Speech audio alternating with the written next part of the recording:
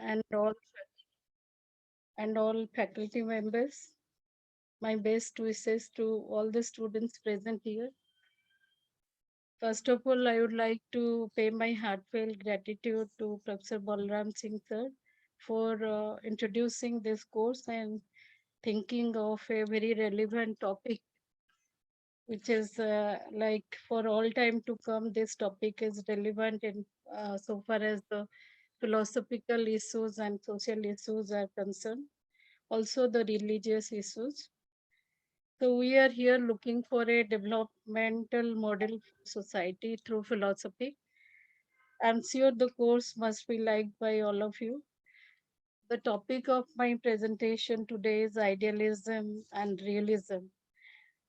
To cover this topic is very really difficult, but I'll try my best to share some of my ideas with you. So I'll share my PPT with you, then I'll discuss.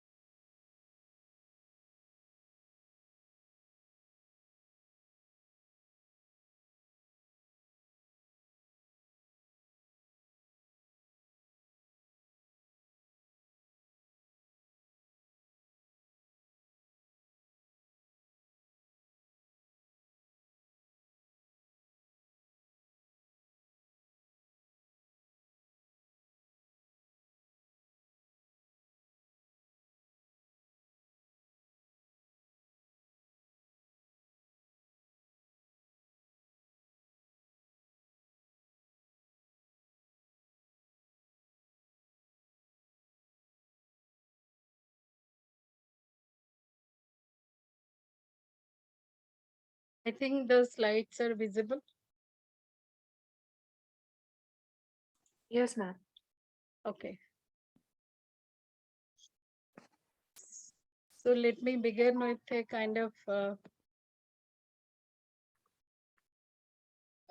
because I like Madhyamik traditions, so I begin my presentation with the Nagarjuna's analysis of Sunyata theory, so which you will find a kind of combination of idealism and realism. But a philosopher can be an idealist or realist, taking their philosophical approaches into account. And then there is a very beautiful, but I'll analyze Nagarjuna later part of my discussion. So if you see that Nagarjuna is a later Buddhist scholar. He is basically known for his doctrine of Sunyata. So he has developed a concept of Sunyata, which is often misunderstood by the Western scholars, saying that Sunya means zero. But here we understand Sunya means something which is indescribable in terms of language. So if you see the Indian tradition, basically you find that there are two approaches, two major traditions have developed. One is the Atma tradition and one is the Anatma traditions. And Anatma traditions, when I said that there is a uh, rejection, or you can say that not importance given to the substance view or the theory of the essence, which you find with all other metaphysical schools. They give emphasis on the being or the notion of reality, which they are talking about the notion of truth. So one is so whenever we discuss anything, either you talk about a idealism or materialism or realism, the emphasis is always that we take metaphysics, epistemology, logic, and ethics into account. Without that, you can't talk about the idealism, realism, and materialism. So all these trends which have started within the Western philosophical discourse as well as Indian philosophical discourse.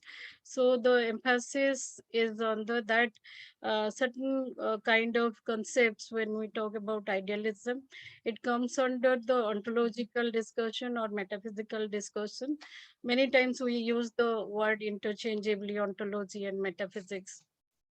And other tradition is that rejecting the metaphysics, you find a kind of traditions developed by Heraclitus in Greek philosophy and developed by Buddhist and empiricist in Western traditions, Locke, Berkeley, Hume. Hume was a radical empiricist who believes that metaphysics has no use. If there is any metaphysics, then put it into the fire. So this is the kind of trend you find within the empiricist tradition as well as in the Buddhist tradition, that everything is something is momentary, everything is changeable, nothing is permanent. So this is the kind of things which you, so when we discussed, then we said that there is a fourfold logic developed by Nagarjuna, that how diversity can be accepted and celebrated, how whether we can have the three things go together, like idealism, materialism, and realism. All three things can go together or not. That is also a question which we can discuss within the ethical theories. So Nagarjuna said, "Sunyamiti navaktavyam asunyamiti bhav bhavet ubhayam nabhayam cheti pragya pratyartam tu katyate." So that is the kind of text मूल माध्यमिक करिका में अगर आप जाएंगे तो नागार्जुन ने चतुष्कोटि विनिर्मुक्तम शून्यतम, this is the fourfold logic developed by Nagarjuna, that when we address the philosophical issues, either it can be a come under a kind of purview of that you accept everything as permanent, a thing exists, a thing doesn't exist, a thing either exist or not exist, a thing neither exist nor not exist. So here in Indian tradition, what we call spiritualism, many of the times we discuss logically and rationally, but when it comes to the establishment of the reality, we generally accept the kind of going beyond the logical discourse. So then there might be a faith or a belief system works there. So that is a kind of idealistic notion you find, and many of the scholars said Nagarjuna is an idealist, especially if you go by T.R.B. Murthy's interpretation, Central Philosophy of Buddhism. He said that Nagarjuna is a kind of idealism, absolute idealism is there, not Advaita Vada, ontological studies, but Advaya Vada is developed. So saying this sunyamiti navaktamyam, sunya means a thing exists, or sunyam, I'm not saying a thing exists, I'm not saying a thing doesn't exist, or sunyamiti bhav bhavet, ubhayam means the both, either and or logic, and nabhayam means they are neither nor logic, which is developed by, you can say by earlier Buddhist, that whenever any metaphysical questions asked to Buddha, Buddha maintained a silence. So neither nor, neither eternalism nor nihilism. When we said that a thing exists, we basically take into account the Vedanta or Upanishadic stand that something which is self exists. Self is something eternal, permanent, everlasting, indestructible. These are the kind of explanation. That is a kind of idealistic model you find within the Vedanta. Then coming back to a thing doesn't exist, Atma doesn't exist, what exists is matter, or materialistic standpoint developed by, I'll not say that only the Charvak is talking about materialism. My interpretation, understanding goes that all the systems of Indian philosophy, the matter is always being accepted and also you can say also celebrated. Nobody has denied the existence of the world, material world. So I will start pre-Vedic period, rather the Rig Veda. The concept of materialism has started when they talk about the Pancha Mahabhuta, worshipping the earth, water, air, fire, and the ether. So the materialism of India can be traced back to Vedic period, and in between the spiritualism developed by Upanishads. So that may be a shift, but that shift doesn't mean that a rejection of scientific world or the material world, but understanding the things in a different way. So I think either exist nor not exist. That is the theory of Ahimsa theory practiced by Jainism, that Sadhasti, Nasti, or sevenfold logic developed by Jain philosopher. I think neither exists nor not exist. With the tradition, you can either accept, take into the earlier Buddhism, or the position of later s- sorry, Vedant philosophy. Also you find that saying that this world is a falsity, so it's neither real nor unreal. Maya is neither real nor unreal. Sad asad anirvachaniya. So this is the kind of explanation you find given by the neither law logic. Nagarjuna is looking for a state where we can go beyond this fourfold logic. That is what he's saying. The pragyam pratyartham tu kathyate. What is that nature of the reality?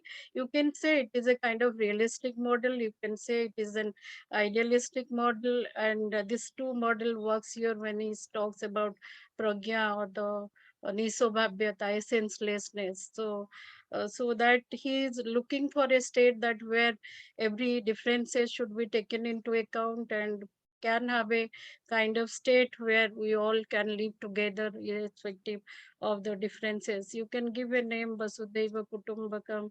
So that is what Nagarjuna's point is, that because he belongs to a tradition where he is giving emphasis on the Karuna or Mahakaruna, that is the concept of love, the bodhisattva mode through which you can bring a change within the world.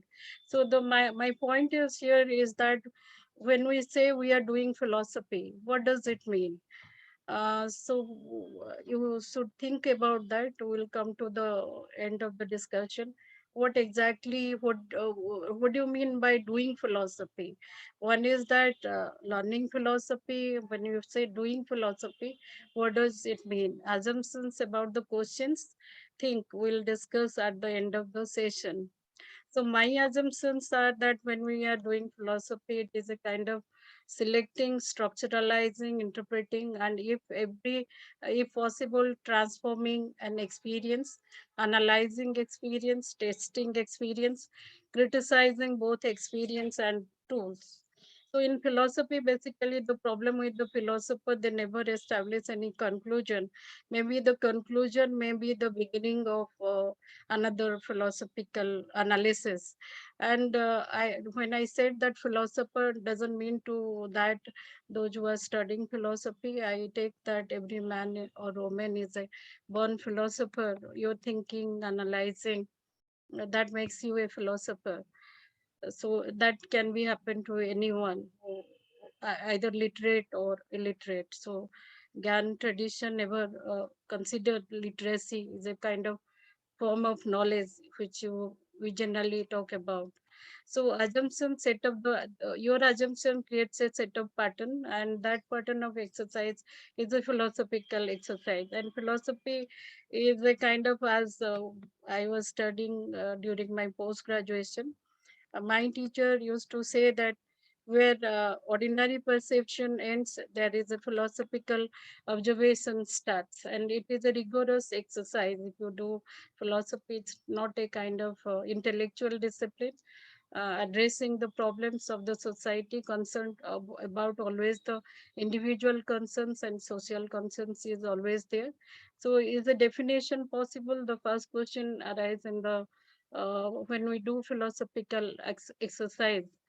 Is the definition possible, or if you give a definition, is it something which is satisfactory, or you agree with me?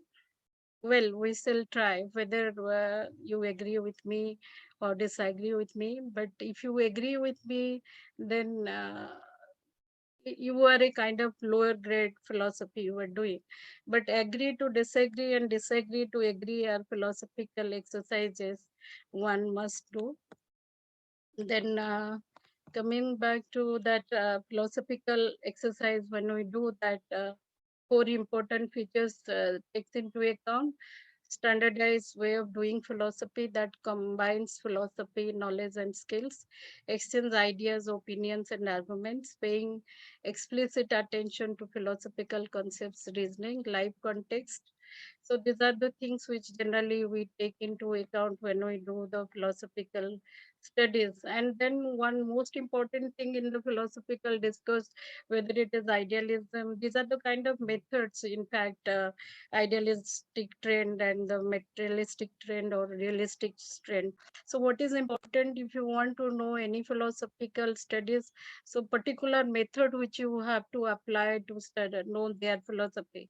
And if you are not establishing any method, so then you might not understand the significance of any philosopher's philosophy. So that is how another research when we do that.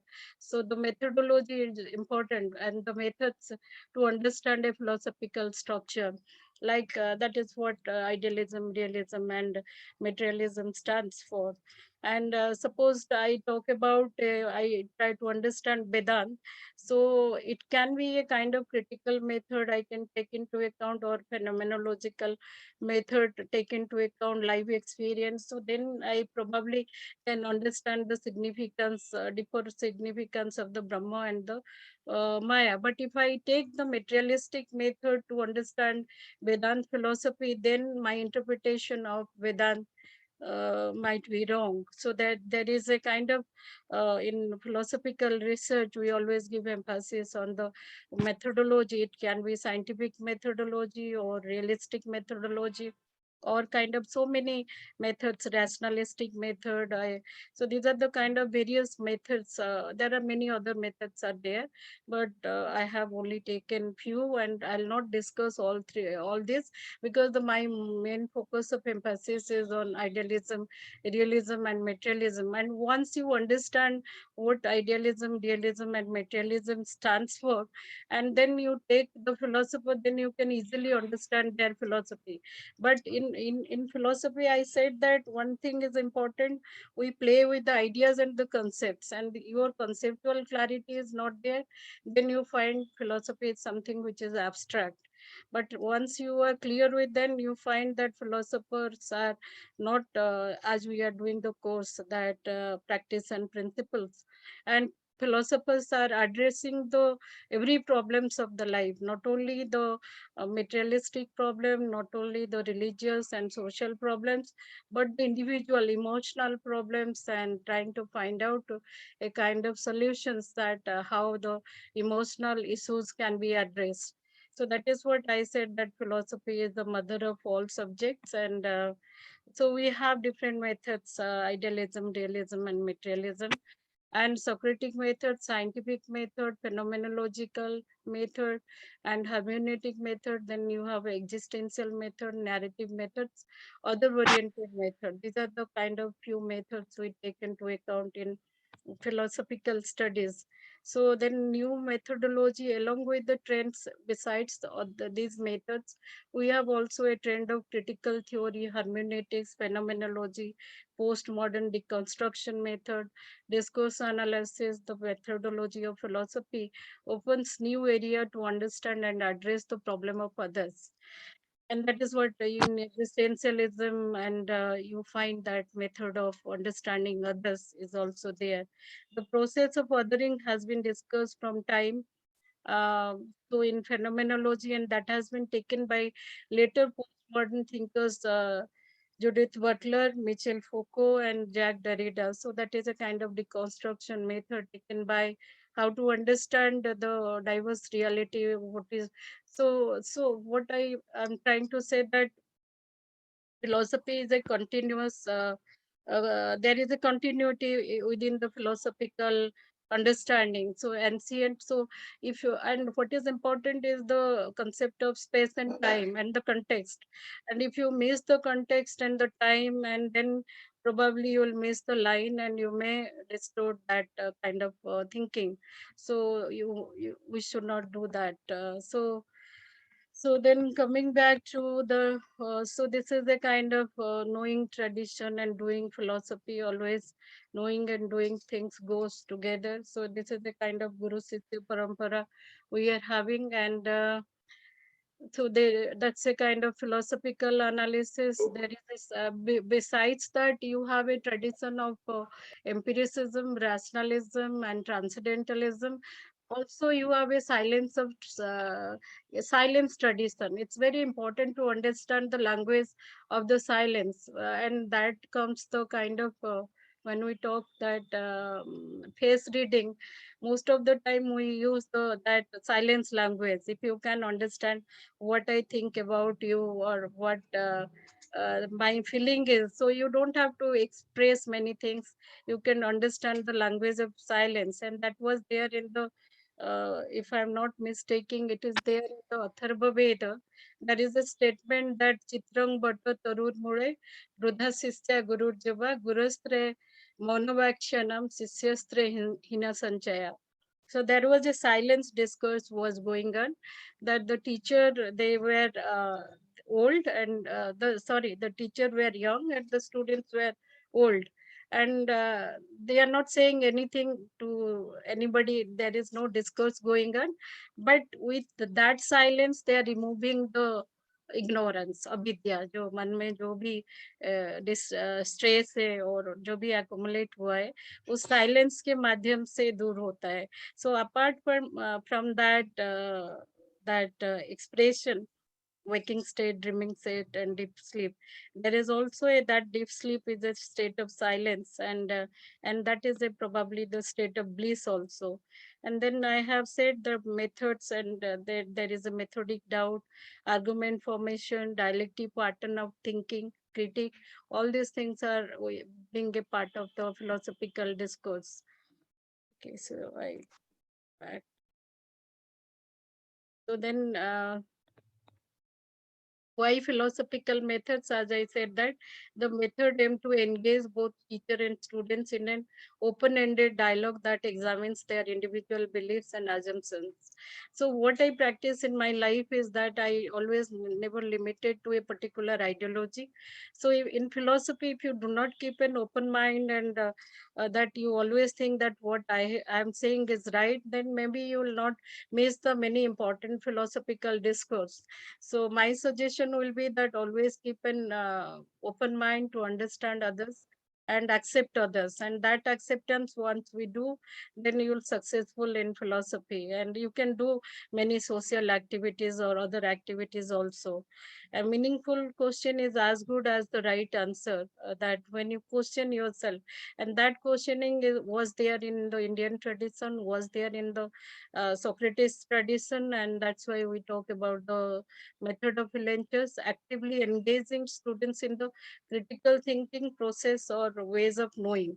So if you are doing is that, so that means that is what the realists are doing.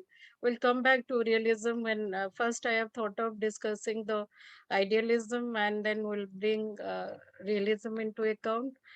So this is what the methods also examine students' thought and strengthen Socratic ability, learn what is known, learn what is not known, force evaluation of current beliefs. So what is lecturer doesn't lecture, poses question but doesn't answer. This is a very often peculiar tendency within the philosophers, that they do not arrive at any conclusion. You must listen and actively engage, focus on the underlying principles, account for beliefs in class, ask questions of lectures. So actually, the whole idea of this course was that it should be interactive. Anything which is coming to your mind, you must ask the questions. And if you are not doing, neither you can understand realism nor you can understand idealism. So idealism is a kind of, as you all know, that when we talk about idealism, that gives generally by in philosophy, we definition we give how satisfactory it is, I don't know. But idea is the ultimate reality. And then we have a reductionist approach, how where does ideas locate, then we reduce it to mental framework. Then we say that mind and the sense organs, if you are a rationalist, then you say mind. Then if you are an empiricist, you say that your sense experience. But we don't find much difficulty analyzing the idealism and materialism. And but then the problem arises that when we talk about a realism, that so you can see that everything we hear is an opinion, not a fact. Everything we see is a perspective, not the truth. So you can see that one person is saying he can see three and other person can see four. So that is a kind of balancing act where you can have a common ground, or you may not agree with anything, so you can have your own views. But realists have a problem that they are trying to understand everything in terms of that it has nothing to do with the mind or the matter.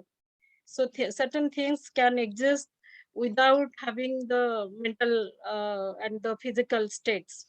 So that is a problematic area which needs to be understood very carefully. A person is a realist, that something exists independent of your knowing mind. If you believe on that theory, so then that is a called the realism. And if you believe that something exists in your mind, then that is called idealism. And materialism, that if you believe that matter is the ultimate reality, like the philosopher like Charbak, and if you find the what is that tradition called that materialism of Karl Marx. So Marx is said to be a materialist, and so all these kind of things you are there. But the problem is that if you see that realism there is a very problematic area, in the sense that that how do you know that something doesn't exist in your mind. So realism, as Aristotle said, there is a true reality and thing exists whether humans perceive them or not. Okay, so that is the kind of thing that then two kinds of problem arise here. It can be a kind of general problem, how to understand, illustrate the definition of realism, as you find in a kind of Descartes when he speaks about the demons or the fantasy or imagination, or you can find that the same kind of explanation of the dream state you find in the Vedant also. So these kind of things are coming under the fantasy, imagination, then numbers, mathematical numbers, then then moral facts. All these are coming under the purview of the realist. So how do the independent of mind and the matter something can exist? So that is a kind of problematic area. Then there is a kind of moral facts, numbers. Uh, so that is a kind of things they are talking about. Because number exists, you cannot give a kind of scientific analysis that why do number exist, or this number has a volume or weight, no such property. So then there is a local problems that how do you understand the properties, the mathematical platonism is a kind of realism. And sometimes you find the realists, they criticize also science also. Then they said that science, so they believe it's kind of that science do not believe on the morality, and they do not have the morals. So they sometimes, the realists, they also criticize the scientist. So saying this, what I'm trying to say that probably I'll just go to my thing. So this is a kind of if you see that what the realists are trying to say, that reality, knowledge, and value exist independent of the human mind. So they are taking the examples of dreams, imagination, numbers, moral facts, trees, the objects which you are talking about, stick, stone, exist, whether or not there is a human mind to perceive them. Certain things exist, but you do not have a mind to perceive that. What idealist does, how they differ from the realist. Like, see that Plato can be a realist also, Plato can be an idealist also. When Plato said that idea has some existence in mental level, so he is an idealist. But when he said that ideas exist, where does it exist? He doesn't have. It's something which is abstract, but it exists. So that is a kind of realism within Plato you find. But again, the realism are two components. There is a reality independent of mind, and thinking is about this reality. So there are two things we are talking about, that there is a reality independent of mind. If, as I gave you the example of numbers, moral facts, and dream, imagination, and that so that can be hallucination, whatever things that comes under the independent of the mind. But that independent of mind, when we are thinking that things, that always leads to a kind of, we are thinking about what, then the answer is that thinking is about this reality. That reality could be the numbers, that reality could be the table, chair, or whatever objects you are finding, or that reality could be the God, the moral facts, and the dreams.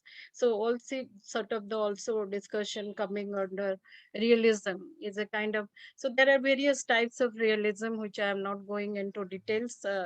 If you need, you can discuss metaphysical realism, scientific realism, direct realism, indirect realism. So many things are there within. So, so that is what realism is, and idealism, materialism. I think it's not clear, then we can discuss more on that. And I'm focusing on that when we talk about idealism. I said that I'm very fascinated by certain thinkers. As I said that this see the problem is that these people also have the experience, they also practice philosophy in their day-to-day life. The only difference is that what I understood, that Western have a kind of they understood everything in terms of scientific experience, or so that is a problem, and that's why they do not practice the way Indian mind practice spiritualism and other things. So that is the only difference. Lesson here is a practice, everything is experiential. There also things are experiential, but limited to a kind of materialistic perspective only. That is my understanding. You may differ from that also. So when we talk about idealism, then we have the idealism of Plato, objective idealism. Then you have a Berkeley and Hegel. Berkeley is the subjective idealism, and Hegel is the absolute idealism. See, you find three different kinds of idealism. So what is that three? Why, if idealism is the idea is the only reality, then why do Berkeley speaks in a different line, and why Hegel speaks in a different line, and why Plato speaks in a different line? So that is what you have to understand, because there are differences in their approach of understanding the reality, and that makes the subjective idealism. Well, I'll discuss the Plato and the Berkeley little details, and uh, Hegel, because it's difficult to one class. So this is what Platonism, you find very interesting ideas, because Plato has not written anything. Whatever Socrates has written, that is what Plato is bringing to the people. That is what the writings of the Plato. In the Republic, basically, that is the famous text where he said that form is the he said he has given an idealistic concept that the idea exists. What exists is only ideas, nothing else. This whole world, what you perceive, is has no existence apart from this idea. So that is what the Platonic stand is, that what exists is idea. When we say idea is what? Because we understand through the universals that something which is present with all substances. So that means bookness, heartness, copness. So for Plato, what is important is the idea of the cup, idea of the horse, idea of the man. That is what comes, and from that the particulars. He said he had a problem when people criticize Plato. How do you say that? What is the meaning of idea if you do not relate it to the objects or the scientific world which you perceive? Then he said that there is a participation theory you may bring into account, and you say that particulars participates in the universals. But for me, what exists is the only the idea, this idea of the bookness, which is common to all the books. If that quality is not there within the mind, you cannot identify the object. So what is comes to my mind first is the idea of the book, or the idea of the man, or idea of the horse. So that horseness, manness, so that is important rather than a particular object of book or man. So then there is a famous concept how to understand the Platonic idealism. There are two concepts Plato has developed. One is the allegory of the cave, and allegory of cave is a very beautiful simile or interesting story Plato has developed to understand the empirical world and the transcendental world, world of ideas and world of matter. So this is the kind of world of matter he is talking about, and there behind this allegory of cave, then that is what exists is the world of ideas. I'll come details later on. So then you find a kind of, as I said, that realism and idealism in Plato. So my understanding is that when he said that accept the idea, he never said that idea exists within the mind, but he tried to reduce that idea that if something exists, that must have a kind of space and some location should be there. So then they reduce it to the mind. But if we go by that previous analysis, then I can see that a kind of realism, he also speaks about numbers and universals. So that makes him the Platonic idealism as a kind of realistic understanding of the world also. So this is what, then how to understand the Plato's theory of knowledge, because when we talk about realism, most important thing is that how to understand this world through the sense experience or through the ideas which you are talking about. And to understand this world, Plato has given a kind of theory of divided line is given by the Plato. So that is what that he said that there are two worlds theory. One is the world of becoming, and one is the invisible world, and one is the visible world. One is world of change, that is the cave, and one is the world of ideas which do not change. So that is a kind of description is given. He said that take a line divided into, I cannot see the whole thing, you can divide each part again in proportion, and then that is the kind of divided line I have given here. You can start from the kind of conjecture, imagination, dream, fantasies, shadows, image, and reflections. This is, and then second is belief, perception of actual object and things and objects, understanding, mathematics, forms of science and mathematics.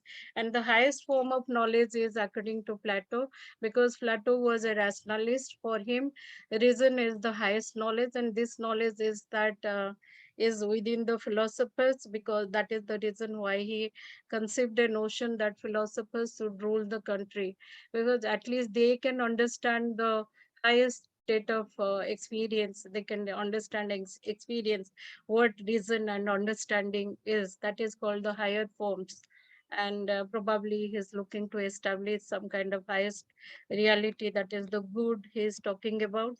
And coming back to that, as I said, that allegory of cave is a very interesting story, and I would love to listen to you that how do you understand from allegory of cave, what kind of explanation or interpretation comes to your mind when you listen to that story. ये जो allegory of cave में you can read this, I'll share with the PPT or I can send it to you. He is saying कि that Plato illustrates his dualistic theory of reality by his famous allegory of the cave at the beginning of the book 6 of the Republic. Now then says Socrates as he introduces the allegory, imagine mankind as living and understood. So basically the story is that I'm just telling the story that some people are there within the cave and their hands and necks are tied up. वो बंधा हुआ है so that they cannot see the backside of what is happening. कि उनके पीछे क्या है वो देख नहीं पाएंगे बट उनके सामने जो है वो देख पाएंगे वो एक डार्क रूम में हाथ पैर बंधा हुआ है so they cannot see the backside but they can see the front and that is a kind of shadow is there and और पीछे से कुछ लाइट आ रहा है हल्का सा रे आ रहा है कुछ लोग जा रहे हैं कुछ लोग आ रहे हैं वो they cannot see that but they can visualize कि कुछ हो रहा है what is happening they don't know. So this is a kind of situation and they have accepted what is there in front of them. That is the reality. And think about that situation. एक by chance दो लोग छूट गए उसमें तो बाहर वो चले गए and they see the outside world. So बाहर की जो रोशनी और जो भी चीज उनको देखे so they try to analyze that whether this is the reality or where we are living that was the reality. What was that exactly? So they are asking, that is a kind of philosophical discourses goes on that so they then again they came back. तो बाहर का जो light उनको लगा कि ये यही सच है या ये हम जो रहे थे वही सच है so then again they come back but जब वो वापस आए उनके पास ये एक रास्ता था either people those who are there already inside the cave they will accept them और दे विल व्हाट उनके साथ फाइट झगड़ा करेंगे उनको बाहर निकाल देंगे could be the two possibilities are there so this is a kind of so the many kind of explanation can be uh, taken place from the allegory of cave. This is what the life experience and reality. Then the problem is that these are the just let me in of my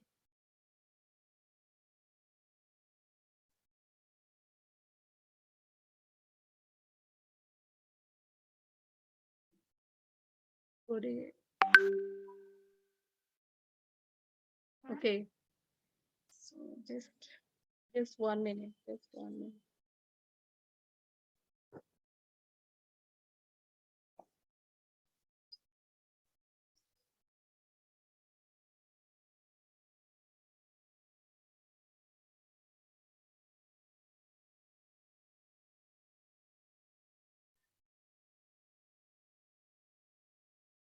अरे मेरा वो screen पूरा ये नहीं आ रहा है उसको थोड़ा कंपैक्ट ये कर इधर है ना क्या इसको थोड़ा सा कुछ कर तो साइड में जाए I can see the full screen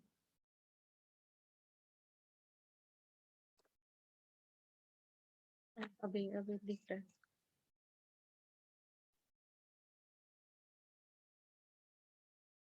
yes so now this is what the story is and the problem is now that what they have to face what would this person think now of the life in the cave and what people there know of reality and morality and if we were to descend back into the cave would he not give great difficulty in accustoming himself to the darkness and with the people who already were there what is an allegory?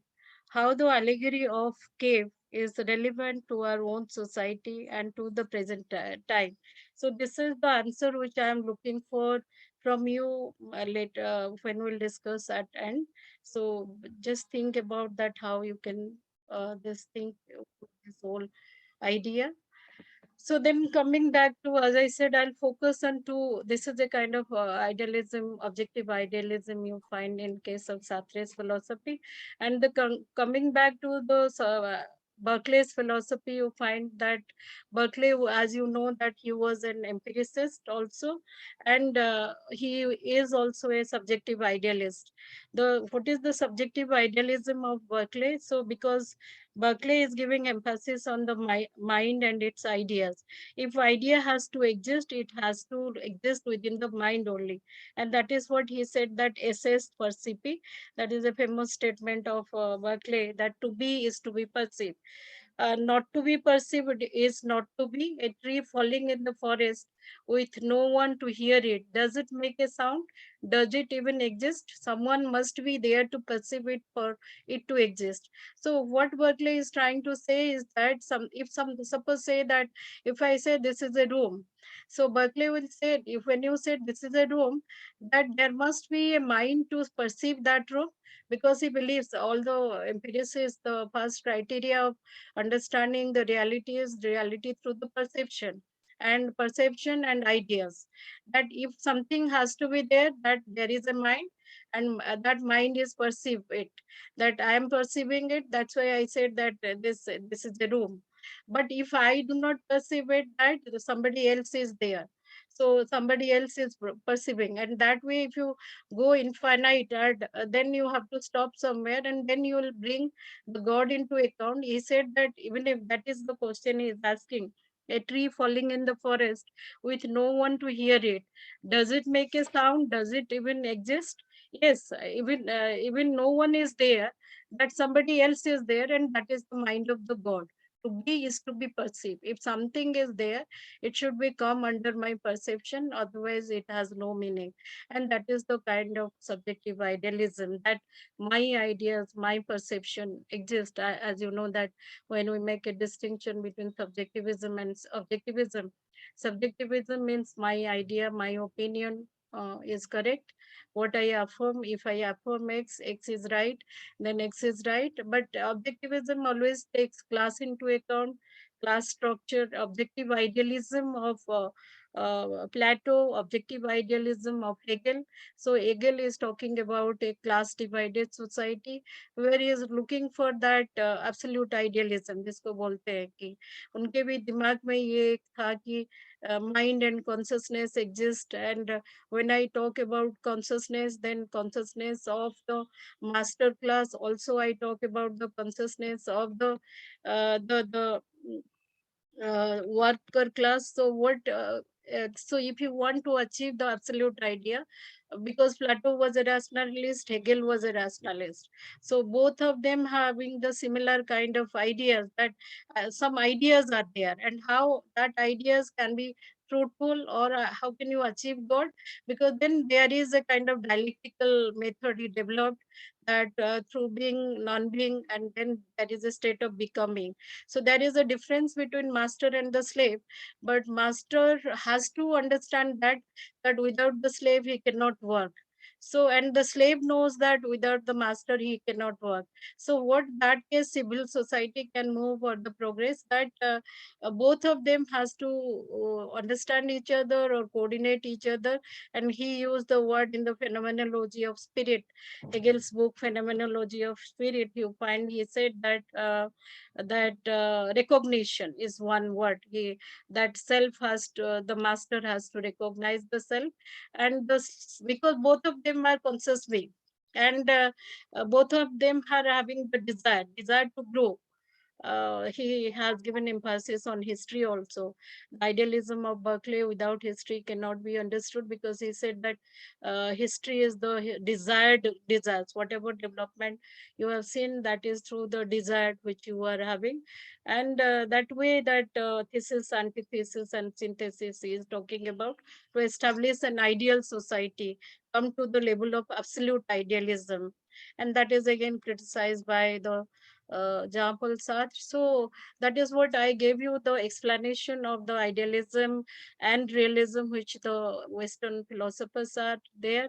And the coming back to Indian, as I said, that there is also idealism, realism, materialistic method are applied to all the schools of philosophy, whether with Charvak or Buddhism, Jainism, Nyaya Sankhya Yoga, Mimamsa Vedant. And this is the idealistic model I have taken from the as I discussed with you, idealism of Western society, then idealism of Vedant, because Vedant is a purely idealistic system. But as I was reading earlier, I was thinking Vedant is the only idealistic system. But when I read that realism, and then I found that. That some kind of dream experience they are talking about, and they do not say that where ideas exist or consciousness exists. So there we can at least some kind of realism also you find within the Vedant philosophy, not only Advaita Vedant. I'm not talking about other Vedant theories, they are realistic school, but only Advaita is an idealistic model, because they said that consciousness is the only reality. And that is the statement you find in the Adhyas Bhasya of Sankara, when Sankara said that Brahma Satya Jagat Mithya Jive Brahmaiva Na Para. So the whole entire Upanishad of Vedant can be understood from one statement, that he's saying that there is only one truth. And where does that truth exist? Nobody knows, because see, the problem is that why I'm saying that Advaita is not an idealistic school, because they do not bring the idea into mind, because Advaita is making a distinction between the one side there is a witness consciousness, uh, which doesn't have a kind of location within the mind, body, and the organs. And that there is another self theory they are bringing through the epistemological analysis, where you find a kind of uh, realism, or the explanation of the self which they are giving is something which is not idealistic but a realistic model, because they don't reduce it to mind. They are not saying कि आत्मा जो है वो मन के अंदर में भी है, इंद्रियों में भी है और शरीर में भी है. They are not saying that, because they are making it is the only one school who says that there is only one reality, that is consciousness. But where does consciousness exist? Not like a kind of physicist they are giving a reductionist approach, not like a kind of an neuroscientist what they are saying, that if you read the David Chalmers' conscious mind. So you find he is talking about facing up to the problem of consciousness. Where does it exist? Then they say that upper part of the brain. So all sort of research are, but they are not getting a kind of satisfactory answer. Then they say that person analysis, third person analysis, problem of the consciousness studies. So here you find, if we go by the meaning of the term realism, that realism means something which is independent of the mind and the matter. So then I started thinking that the moment I prepared this presentation, so I started thinking that Advaita could be placed not in a idealistic model but in a realistic model. So I told you that a thinker can be a realist, it can be idealist. Certain aspects of their philosophical analysis, studies, or concepts make them idealist, certain aspect make them realist, and certain aspect not materialist, because why we are giving a particular कि ये idealist है या ये materialist है. Otherwise if we give them all three, then probably you will miss the line, and लोग जो है उनको accept नहीं करेंगे, कि that is a acceptance will not be there, because अगर आप सब कुछ बोल रहे हो तो आप कुछ भी नहीं हो. So इसीलिए शायद there are people are trying to demarcate and taking the emphasis into account. They're making a philosopher, idealist, realist, and the materialist. As I said that Brahma is the only truth, and Jagat is the mithya, the falsity of the world. He is not saying Jagat is not there. What is saying that superimposition of Maya on Brahma. And Dive Brahmaiva Napara. Jiva means the individual soul, and there is no difference between the individual soul and universal soul. And in reference to that, there are 5 Mohavakyas, which I do not want to, because time is not there. I want some discussion also. And then the world is falsity, if time permits, sometime and other, because I love this Vedant philosophy. I practice it in my life, and it is a kind of successful philosophy. And which says that जो आत्मा है वो सब जानता है आपके बारे में, और आप क्या करते हैं. हो सकता है बाकी लोग नहीं जान पाएंगे, but who am I what is whether I'm a body or mind or indriyas or self. तो वो सब आत्मा के पास है, एंड आत्मा is something which is not only दृष्टा, ये करता नहीं है, भोगता नहीं है. So it is a beautiful story, and that's why I said that if that consciousness has an independent existence, so that existence could be a realistic existence, not a kind of idealistic existence which we want to see in terms of mind. क्योंकि जो अद्वैत का आत्मा है, जो उपनिषद का आत्मा है, उसको अगर आप मन के द्वारा देखेंगे तो उसका प्यूरिटी खत्म हो जाएगा. क्योंकि वो लोग बोल रहे हैं कि आत्मा जो है प्योर है. It's something which is that when I was doing PhD and expert was professor Bhardwaj. He is no more, but my topic was Marxism, and Sartre. I did my PhD on Sartre and Marx, and we had no choice that time except in JNU. You have to take either existentialism or Marxism. But I'm fortunate to know the two approaches. One is materialistic approach, one is an subjective approach. So that is what I was telling, that many of the things, many time, what you think and what you express, there are two differences are there. तो this is a kind of, अगर आप उसको ब्रह्म को जो है कर्ता भी बोल देंगे, भोक्ता भी बोल देंगे, देन जो ब्रह्म का जो आइडेंटिटी है वो खत्म हो जाएगा. So that most of the times when we talk, हम लोग सारे कुछ मिला देते हैं. Because see, prosperity through philosophy is important, practice and principles are also important, but knowing the concepts also important, because when you, if your ideas are clear, concepts are clear, then you can bring into practice in a proper way. But if you misunderstood, then you may miss the many times. And then you find a kind of as I said, that questioning was not only there in the Greek tradition, it was there in the art tradition also. You Kena Upanishad, if you read, it starts with the questions only. That Kena Sitam Presitam Manaha, Kena Pranaha Prathama Prayati, Yuktaha, Kena Sitam Bachamim Badanti, Chakshu Srotam Kau Devo Yunakti. So this is the kind of, that whose desire and whom impelled, the does the mind align on its subject. All these languages, if you try to understand, there is a realistic model is always there within the kind of Upanishadic language and the Vedanta language. Apart from the idealistic model, it is a realistic model is there, but I'll not say that materialism is there, but they have not rejected materialism. And materialism already discussed by Himansu ma'am yesterday, so I don't want to discuss that. We have a strong tradition of materialism by Charvak philosophy. Somehow it has come into a distorted picture for some reason, but that is the truth of the materialism, cannot be rejected. And this is a kind of what I was trying to present here, is that the dialogue, debate, discussions were always, the freedom was given in the Indian tradition to share your views. And here you can find how critical the Charvak was against the Brahmanism, and how the Brahmins are critical about the Charvak philosophy, if it is a actual materialism presented by the Madhvacharya Sarvadasan Sangra. So then you have another model in India. So it can be a realistic model, that earlier Buddhism is a kind of realistic model where we are talking about the conditionality of the sufferings and the limitedness of the reality. And once you remove these conditions then of the suffering, that Buddha said that desire is because of the suffering.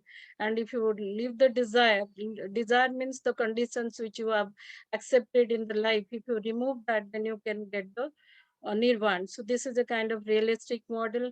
But later Buddhism में थोड़ा आया है जो दिनांग वगैरह.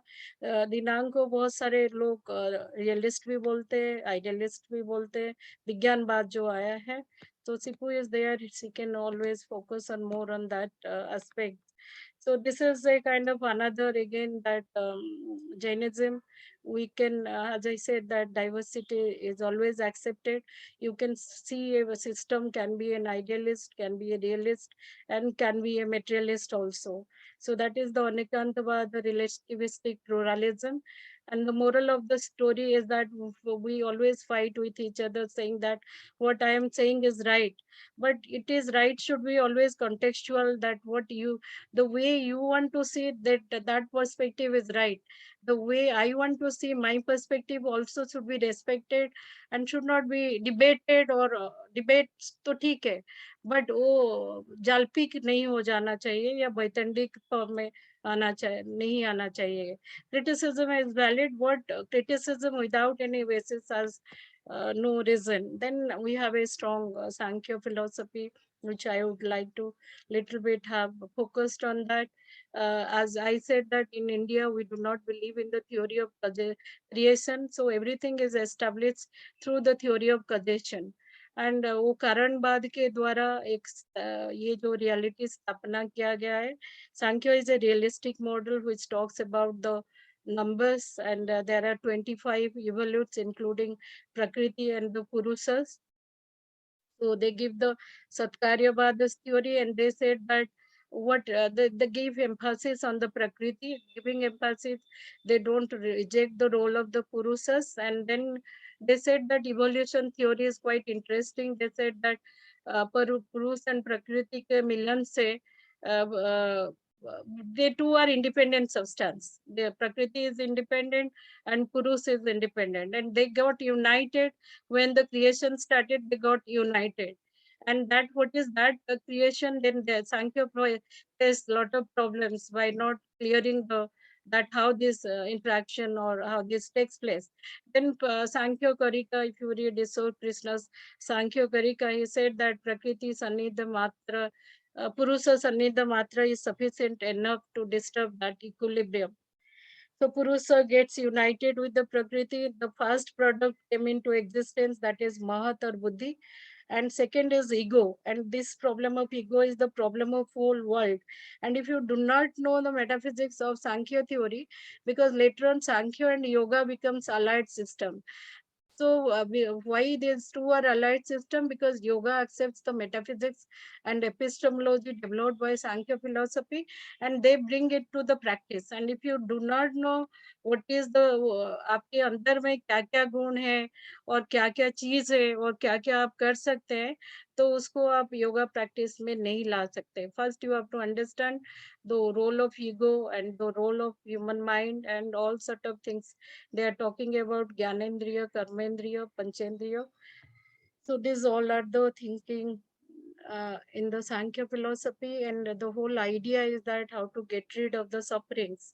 The first chapter in the Iso Krishna Sankhya Karika discuss the subject matter of one's inquiry about the seeking of a permanent and eradicating the sufferings. Sufferings कहाँ से आया है? जब से आपकी ईगो स्टार्ट हुआ. देन यू हैव ए सत्वगुण, रजोगुण एंड तमोगुण. सो तमोगुण यू नो जो कुछ नहीं करता है, और लेथर्जीनेस जो आपके अंदर में डेवलप होता है. ये तीनों स्टेट आपके माइंड में है. ये तीनों स्टेट कब कब जब आप कुछ काम नहीं करते, आप everything in Darshan is experiential, तब आप जान सकते हैं कि आप दिन दिन भर दिन तामसिक होते जा रहे हैं. And rajas is a state of disturbance. बहुत सारे लोग घूमते रहते हैं, they are disturbed and they do not know how to organize the things.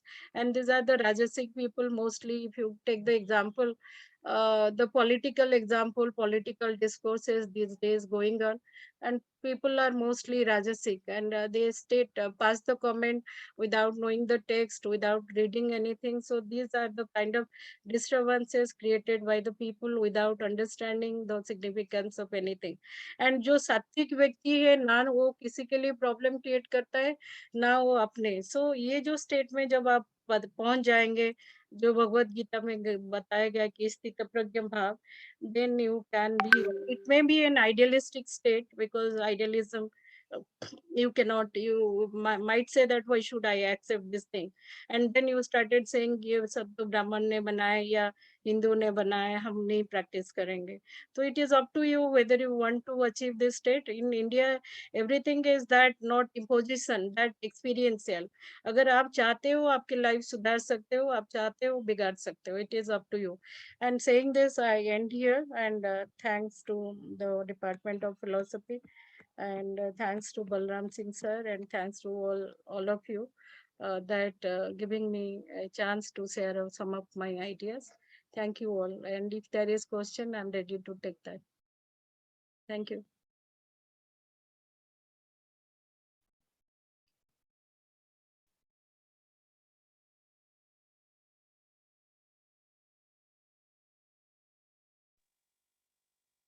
Thank you so much, Jayanti. This is an excellent presentation. So clear and convincing that hardly I think there will be any question. I have one or two questions I'll ask later on. No, ma'am, Let abhi others ask पूछिए. first. Yes. No, I don't have a question. I just have some clarification. Yes, ma'am. So you can let the others ask first, then I can ask you some questions. Girls, as I said that, yes. Ma'am, I just had one question related to Vedant. So, according to Shankara, Brahman is undifferentiated. Then, how does Brahman has two forms, higher Brahman and lower Brahman? Is there any other? Okay, see, Shankara has never said there is higher Brahma and there is lower Brahma. Brahma is only one only. एक जो है ना, एक metaphysics है और एक epistemology है. शंकर में क्या था, स्ट्रॉन्ग मेटाफिजिक्स था. उनको जब क्वेश्चन पूछा गया, how do you explain this world, कि आपको जगत को भी तो बताना पड़ेगा कि जगत क्या है. आप बोल रहे हो कि सभी जो है कॉन्शियसनेस है, then how do you explain this reality. So Shankar ने एक प्रमाण व्यवस्था क्रिएट किए थे, process. It is not an instrument like the realistic system. Realism में क्या है, ये सब प्रत्यक्ष ज्ञान भी रियलिटी है, अनुमान ज्ञान भी रियलिटी है, शब्द भी रियलिटी है. बट शंकराचार्य केस में था कि वेदांत के केस में ये प्रोसेस बनाया गया था so that you can understand the role of Maya and limitations of Maya. Then by understanding the problems of the Maya, you can come to the Brahma. वो ज्ञान के लेवल में होगा, बट ये ज्ञान नहीं होगा. जब आपको पता चलेगा कि ये अज्ञान है और ब्रह्म ज्ञान है, तो अपने आप जो प्रोसेस आप बनाए थे प्रत्यक्ष के माध्यम से, अनुमान के माध्यम से, वो प्रोसेस जो है वो खत्म हो जाएगा. सिर्फ आप ब्रह्म ही ब्रह्म ले जाओगे. तो ब्रह्म में वो जो आप लोअर ब्रह्म हायर ब्रह्म की बात करते हैं, वो हमने एक सिमिली के रूप में लिया है, एग्जाम्पल के रूप में उसको व्यवहारिक जगत को समझाने के लिए. Because in case of Sankaracharya, like in Mandukya Upanishad, you find that three states of experience: dreaming state, waking state, and deep sleep. Waking state में जो हो रहा है वो तो सब सही है, ओके. और वो ड्रीम स्टेट में भी जो हो रहा है, माइंड भी है, बॉडी भी है, कॉन्शियसनेस भी है. बट डीप स्लीप एक ऐसा स्टेट है, ना तो आपके मन है, ना तो आपके शरीर है, बट एक एक्सपीरियंस है कि आनंद की I slept well last night.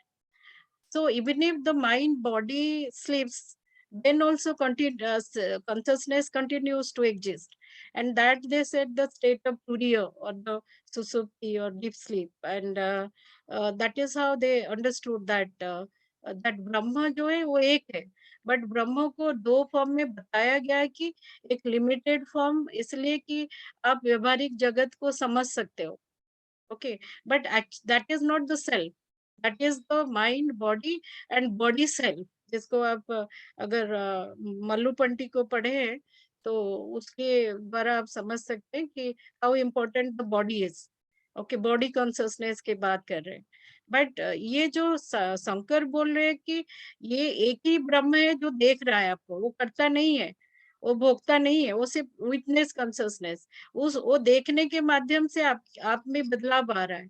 कहाँ बदलाव आ रहे हैं? वो लोअर सेल्फ जिसको आपको मन एंड इंद्रिय के द्वारा आप उसको सीमित बनाए, बट वो सीमित आपने बनाया है, ब्रह्म ने नहीं बनाया. तो ब्रह्म तो जहाँ था वही है. अब आपके अंदर में आप देखेंगे कुछ काम कर रहे हैं, अगर आप गलत कर रहे हैं, आप अभी ऑब्वियसली एक आवाज आता है कि यू आर रॉन्ग. दूसरे नहीं जान पाएंगे, आप ही जान पाएंगे कि यू आर रॉन्ग. ये जो माइंड में मेंटल स्टेट आया, वो आत्मा जो है वो हमेशा अच्छा है, पर सबके अंदर अच्छा है. सत्यम ज्ञानम अनंतम ब्रह्म एकम एव अद्वितीयम. ये जो सच्चिदानंद ब्रह्म, ये जो कंसेप्ट सब आया कि ये जो है there is no limitation within the Brahman, limitation within the empirical world. तो आपको जो है दो चीज को, एक्चुअली ब्रह्म सिंपल है, माया कॉम्प्लिकेटेड है, माया को समझना कॉम्प्लिकेटेड है, ब्रह्म तो हमेशा सिंपल है। वो उसके पास सारे अच्छा ही है। जो अच्छे काम आप कर रहे हो वो ब्रह्म का काम है, और जो बुरे काम कर रहे हो वो सबके अंदर है डिजायर्स, और जो बुरे एक्टिविटीज है वो सारे माया का, और माइंड के, मन के द्वारा। मन को बहुत तरह से मन के ऊपर एक रिसर्च होना चाहिए इंडियन फिलोसफी में। मन के बहुत तरह तरह से एक्सप्लेनेशन, न्याय ने कुछ दिया, बुद्धिज्म ने इतना मन के बारे में, थॉट प्रोसेस के बारे में, मेटा भावना के द्वारा, बहुत सारे कंसेप्ट के द्वारा बहुत डीपली स्टडी किया गया है। तो वेदांत इज ए मनिस्ट, एब्सोल्यूट मनिज्म, निर्गुण ब्रह्म थ्योरी। ये सगुण ब्रह्म नहीं है, ये निर्गुण ब्रह्म, ब्रह्म having the two states of स्वरूप लक्षण ब्रह्म, एक है तटस्थ लक्षण ब्रह्म। What is the nature of the Brahma? Brahma is सच्चिदानंद, सच है, और उसके अंदर कॉन्शियसनेस है, and Anand is the bliss. Anand is should not be equated with pleasure and happiness, it is a high state. You से आई eight samosa, मेरे को समोसा अच्छा लगता है, पिज्जा अच्छा लगता है, तो next day you will say that मुझे बर्गर अच्छा लगता है। So that is contradicted by another experience. But जो ब्रह्म का ज्ञान है उसमें कॉन्ट्राडिक्शन नहीं है। इट इज अबाधि तत्व, अनादिगतत्व, it's newness. Every time you get a new ideas, but that idea is something which is pure, उसमें कोई problems नहीं है। So this is the only philosophy has not associated, and that is the reason you can say Advaita Vedanta is an idealistic school. कि ये जो है दो चीज को क्लियरली बता दिया कि मन जो है वो आत्मा नहीं है, शरीर जो है वो आत्मा नहीं है, और इंद्रिय जो है वो आत्मा नहीं है।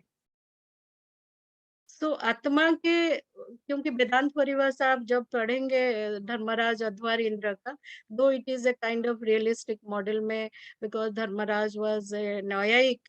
सो जब आप न्यायिक होके अद्वैत वेदांत लिखोगे तो थोड़ा रियलिस्टिक टच आ जाता है। But irrespective of that, when they said that, Vedanta says that साक्षात प्रतीति प्रत्यक्ष। What is perception? Perception means it is immediate cognition. There is no instrumentality required. Indriya nahi chahiye. If I said this is an object, and this object is said to be a computer, and that knowledge of my computer is not necessarily due to mind and its organ, but due to the self. Because Dharmaraj ने very clearly said कि मन जो है आत्मा के नजदीक है, इसलिए मन के ऊपर पहला जो ज्ञान जो आत्मा का आता है वो मन के ऊपर आता है, इसलिए मन भी बहुत बार अक्सर अच्छे काम कर लेता है। तो that is a kind of साक्षात प्रतीति प्रत्यक्षम, immediate cognition. So that is you have to understand very clearly, क्योंकि मेटाफिजिक्स को जब आप एपिस्टेमोलॉजी में मिला देंगे तो इसका जो फिलोसफिकल मेथड आप बोल रहे या ट्रेंड बोल रहे, idealism becomes realism, realism becomes materialism. ये तो बस क्लियरली बता दिया गया है कि आप ब्रह्म को डिस्कस नहीं कर सकते हो। तभी भी हम डिस्कस कर रहे हैं, उसको हम एक्सप्लेन करने के लिए कोशिश कर रहे हैं कि ये जो आपके मन की सोच है वो ब्रह्म हो सकता है। सो ब्रह्म can be can not, Shankaracharya said कि जितने बार आप ब्रह्म के बारे में बताएंगे उतने बार आप ब्रह्म से दूर भाग जाएंगे।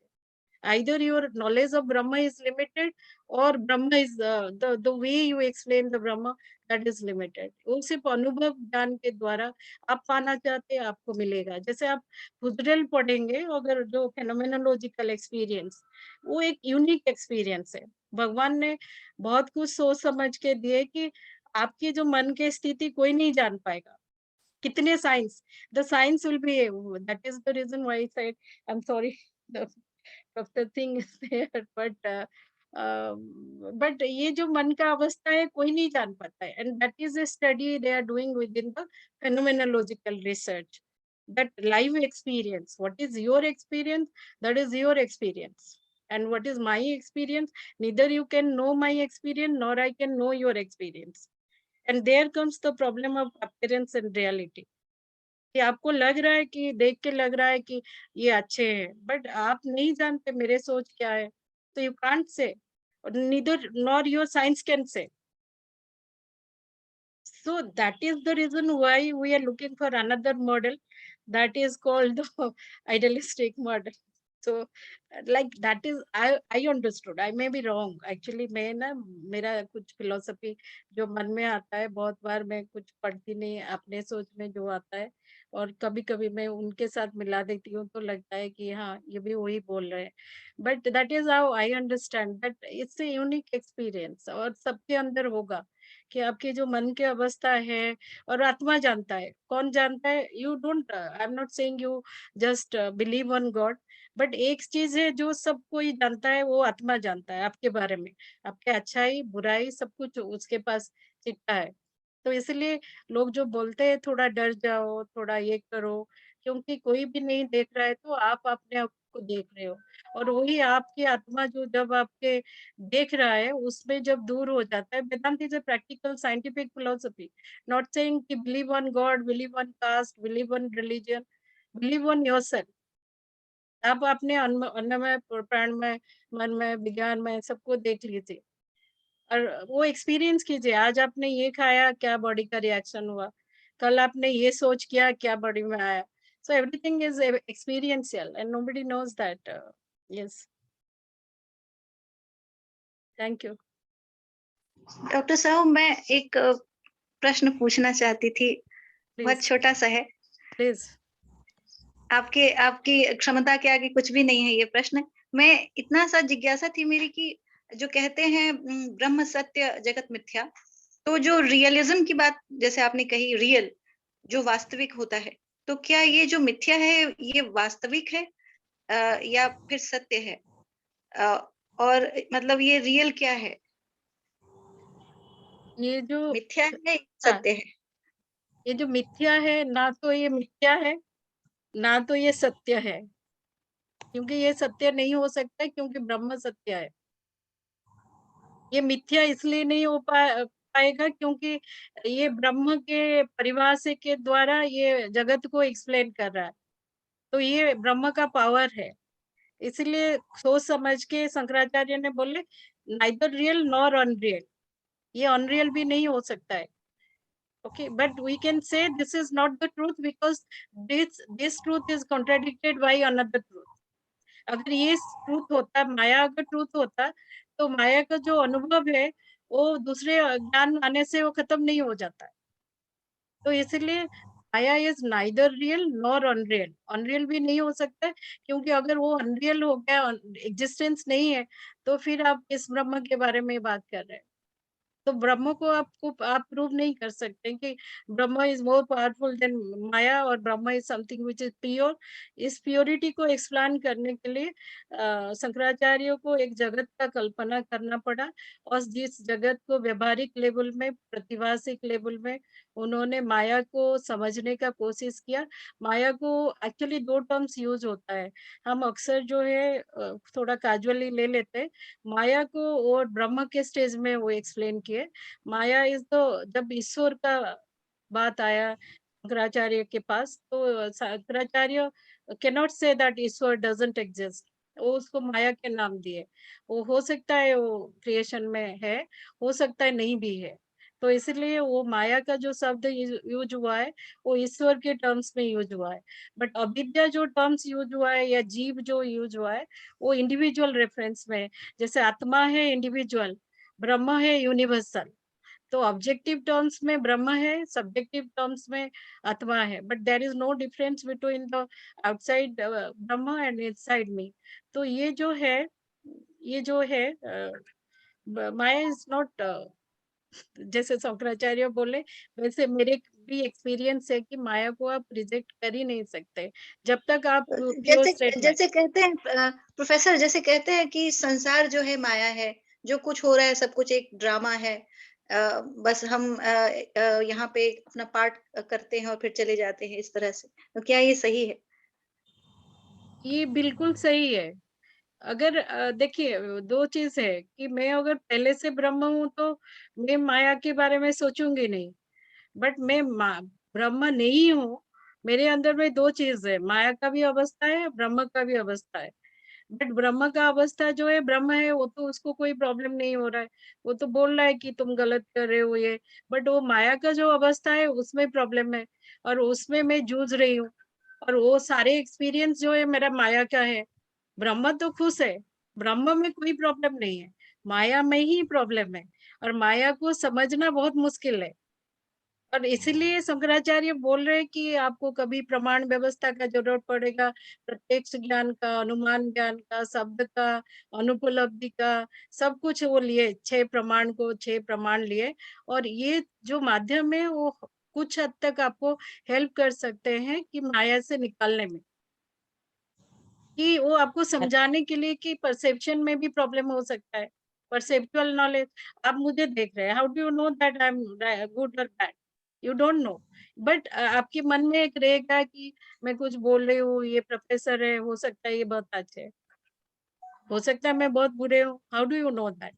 You cannot come to a conclusion. And that's why we always make a distinction in philosophy, appearance and reality.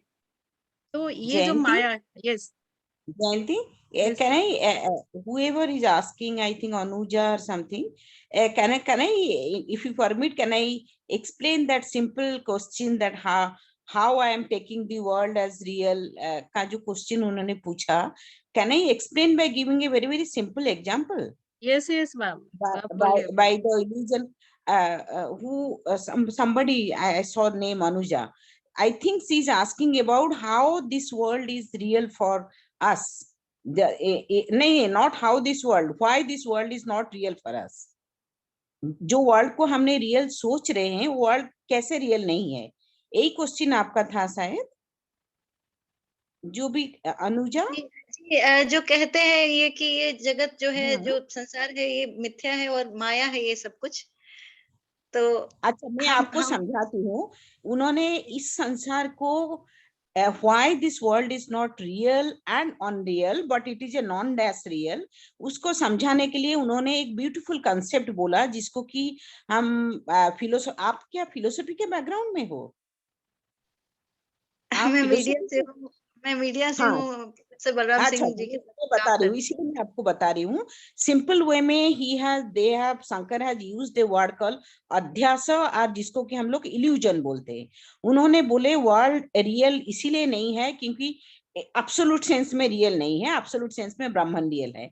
World unreal नहीं है क्योंकि वो कॉन्ट्राडिक्टरी नहीं है, वो उसमें सम लेवल ऑफ रियलिटी, जब तक इस वर्ल्ड को हम लोग एक्सेप्ट कर रहे हैं। लेकिन वर्ल्ड के नेचर क्या है? वर्ल्ड का नेचर होता है नॉन डैश रियल और इल्यूजन। तो उसको समझाने के लिए उन्होंने एक रोप स्नेक का एग्जाम्पल दिया।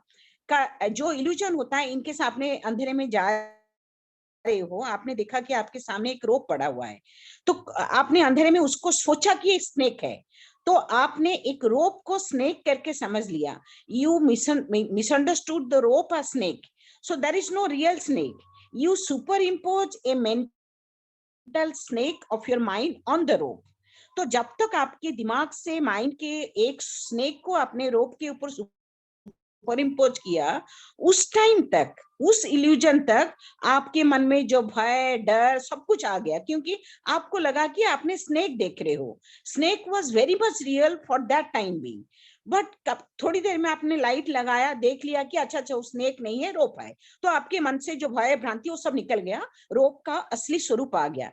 इस तरीके से as long as you are Brahman is the only reality, we are superimposing the world on Brahman. So as long as I am there in that world, तो उस टाइम पे the world is real for me. जैसे जब तक मैं illusion में हूँ, रोप मेरे लिए स्नेक लग रहा है, स्नेक मेरे लिए उतना ही रियल है रियल स्नेक की तरह। इस तरीके से वर्ल्ड हमारे लिए उतना ही रियल लग रहा है। But when I realise the real nature of Brahman, I transcend this empirical label and reach to the transcendental label, then the world is unreal for me. तो जो छोटा सा जो रोप स्नेक इल्यूजन को आपने extended to a cosmic illusion, कि जिसे daily life में हम लोग जैसे छोटा छोटा इल्यूजन हम लोग देखते हैं, कुछ टाइम के लिए डर जाते हैं, जैसे हमने रोप स्नेक बोलो, मरीचिका बोलो, सेल सिल्वर बोलो, कुछ चीज एक है जिसके ऊपर मेरे दिमाग से मैंने कुछ चीज डाल दिया, एंड उस चीज को मेरा जो इमेजिनरी चीज करके जब तक मैं सोचती हूँ तब तक वो मेरे लिए रियल होता है। The exactly the same way Brahman is the only reality, but we are, as long as I am there in that maya or I am there in that empirical label, we are superimposing the concept of world on Brahman, and I am taking the world is real. So this world is, as long as I am there in this empirical world, the world is real. इसलिए माया को absolute unreal आप नहीं बोल पाओगे. There is an element of reality. But the very moment I transcendented this empirical world and somebody reached to the transcendental world, then they realize that Brahman is the only reality. उसके लिए world illusion हो जाता है. इसी वजह से जब तक हम इस वर्ल्ड में है, हमारे लिए वर्ल्ड रियल है. हम लोगों के लिए जो ब्राह्मण को जो भी कोई हमारे स्वस्ति का पूछा कि सगुणा निर्गुणा कैसे हुआ, सेम ब्राह्मण है. बट जब तक मैं वर्ल्ड में हूँ, I am imposing the name, form and everything on that Brahman in order to understand that Brahman. तो वो वाला ब्राह्मण को हमें सगुण ब्राह्मण बोलते हैं. But when I realize, transcend this label, empirical reality, that Brahman is nirgun. So that real Brahman is nirgun. So there is no two different type of Brahman. जब तक मैं वर्ल्ड में हूँ तब तक मैंने निर्गुण ब्राह्मण को समझ नहीं सकती हूँ. तब तक मेरे लिए जो ईश्वर, गॉड और जो ब्राह्मण रहता है, that I can understand that Brahman with some गुण, with some qualities, जिसको कि हमने ईश्वर बोलते हैं, और द अल्टीमेट रियलिटी जो भी इस वर्ल्ड में जब तक रहते हैं उसको बोलते हैं. तो इस तरीके से जो आप बोल रहे हैं कि वर्ल्ड इल्यूजन है, माया है, हम तो बोल देते हैं, लेकिन हमारे जितने दिन तक हम इस वर्ल्ड में है, इल्यूजन में है, वर्ल्ड हमारे लिए रियल है. जैसे जयंती बोला हमारे लिए रियल है. But when I transcend this level, तो मेरे लिए वर्ल्ड अनरियल हो जाएगा. जिससे जब तक मैंने रोप को स्नेक समझती हूँ, वो रोप के जगह में स्नेक मेरे लिए रियल है. जब मैंने रोप की असली नेचर समझ जाती हूँ, तब मेरे लिए मुझे लगता है कि स्नेक नहीं है. इट जस्ट निकल जाता है. इस तरीके से द ब्राह्मण is the only reality, the world is super impose on ब्राह्मण. जिसको कि आपने फिलोसफी के स्टूडेंट नहीं हो, इसीलिए कुछ टर्म्स हम आपको यूज नहीं कर पाते. एकदम कॉमन सेंसिकल लैंग्वेज में मैं आपको बताया कि it's a type of illusion, जिसको हमने माया बोलते हैं. So illusion is not absolutely unreal. Illusion में, हर इल्यूजन में कुछ लेवल ऑफ रियलिटी रहता है. जब तक आप कंफ्यूज रहते हो, आपके लिए वो रियल होता है. जब आपको ट्रू नॉलेज आ जाता है, तो आपके लिए वो अनरियल हो जाता है, आपके लिए वो रियलिटी नहीं रहती. जैसे आपको और सिंपल टर्म्स में अगर मैं बताऊं, बिना फिलोसफी के भी आप देखेंगे ना, बहुत सारे लोग गांव में हैं, जो विलेज में हैं, दे सेल्फ सेटिस्फाइड. अभी मैंने एक एफडीपी रूरल एम्प्लॉयमेंट, या मैं भी अपने गांव में भी जाती हूँ, आप देखेंगे जब लोग के पास खाने को नहीं है, बट वो आपको प्यार करते हैं. आपको जाके आप अगर उनके घर में जाएंगे, वो आपको बैठने देंगे और आपको बहुत प्यार करेंगे. और उनका जो विदुर वाला जो स्टाइल था, भगवान कृष्ण को जब खाना दुर्योधन ने भी बोला था और विदुर ने भी बोला था, but he choose to go to Vidur's house, because उसमें जो आनंद मिलेगा वो शायद दुर्योधन के राजप्रसाद में नहीं मिलेगा. तो अगर आप किसी गांव में जाओगे और उस वो फीलिंग जो आपके अगर मानने का है, if you accept that state of mind, अगर आपका ये है कि आप पहले से जाके अगर बोल देंगे कि अरे ये कैसे रहते हैं, इनका घर में तो ये नहीं है, ऐसे नहीं है और ये नहीं है, वो सब स्टार्ट एनालाइजिंग ना, तब फिर वो ब्रह्म माया खत्म हो जाएगा, वो सिर्फ माया ही माया रह जाएगा. बट अगर उनको आप झांक के देखेंगे, actually these people are, they don't need any kind of Brahman. They are satisfied people. They have understand the meaning of the life. Okay, so उनके पास बहुत कॉम्प्लिकेशंस नहीं है. तो इंडिया में बहुत केयरफुली बताया गया है कि ज्ञान जो है वो नॉलेज नहीं है. You may getting the degrees from Harvard or Oxford or so many places, but आप अपने लाइफ को ही नहीं समझ पाए. अब आपके अंदर में जो आत्मा है वो कॉम्प्लिकेटेड नहीं है. आप उसको कॉम्प्लिकेटेड इसलिए ये करता नहीं है. वो देख रहा है आप क्या कर रहे हो. सो व्हाट ए पर्सन, तभी आपको क्या आंख में भी आपका प्रॉब्लम है. आंख में जब हम गरीब लोग को देखते हैं या बिना जो खराब चप्पल पहना है या नहीं, तो अचानक मन में एक आ जाता है, अरे हम इसके पास नहीं जाएंगे. Why? Because this level of understanding we have created कि ये गरीब है तो हम इससे बात नहीं करेंगे, इसका लेवल मेरा लेवल मैच नहीं करेगा. तो बट ये सच नहीं है. आप बहुत गांव में जाइए, लोग के साथ बात कीजिए, वो बिना पढ़े मतलब लिटरेट नहीं है, but the way they will speak you will find that they are more intelligent than us. और हमको हर व्यक्ति से कुछ सीखना है. वो साइंस भी जानते हैं, पहले कुछ नहीं था, मैथमेटिक्स नहीं था, साइंस नहीं था, लोग जमीन मापना और खेती करना सब कुछ जानते हैं. What do you teach? आपका सिर्फ आ गया है कि सिर्फ कम्युनिकेशन लिटरेट बना रहे हो, बट लिटरेट तो बना रहे हो, बाकी चीज तो सारे गायब हो गए. So you have to understand इस टर्म्स में. आप बहुत सिंपल जो लोग हैं ना वो ब्रह्मा है, और वह जो लोग दूसरे के लिए प्रॉब्लम्स क्रिएट करते हैं, अपने लिए तो करते ही करते, दूसरे के लिए वो जो है वो माया है. तो बहुत कॉमन मैन टर्म में बोला गया. फिलोसफी में तो बहुत सारे लैंग्वेज दिया गया है कि वर्ल्ड को समझने कॉम्प्लिकेटेड, वो कभी फिलोसफर जो है और भी कंफ्यूज कर रहते हैं. जो सिंपल व्यक्ति है वो ऑलरेडी आत्मा में जी रहा है, और जो कॉम्प्लिकेटेड व्यक्ति है जो रिचनेस से, तो इसलिए देखेंगे जिसके पास पैसा नहीं है उसका बहुत ज्यादा प्रॉब्लम नहीं है, और जिसके पास जरूरत से ज्यादा पैसा है they all have problems. so they don't have the health problem. आप देखिए बहुत बच्चा सड़क में घूम रहा है, उसके पास चप्पल नहीं है, कपड़ा नहीं है, but he doesn't have the health issue. But हमारे बच्चे प्रोटेक्ट होके थोड़ी सी भी हवा लग गया, छींक गए, और they don't have because human power नहीं है, आप नेचर से अक्वेंट नहीं किए. तो all this are the discussion under maya and Brahman. ये नहीं है कि बहुत माया जो है हमने ऐसे ही बोल दिया कि वो रियल नहीं है. शंकराचार्य ने बहुत एक्सपेरिमेंट, बहुत एक्सपीरियंस के बाद ये टर्म यूज किए कि world is a falsity. Is not saying that ये अवस्था जो है नहीं, ये अनरियल नहीं है, बट ये रियल भी नहीं है.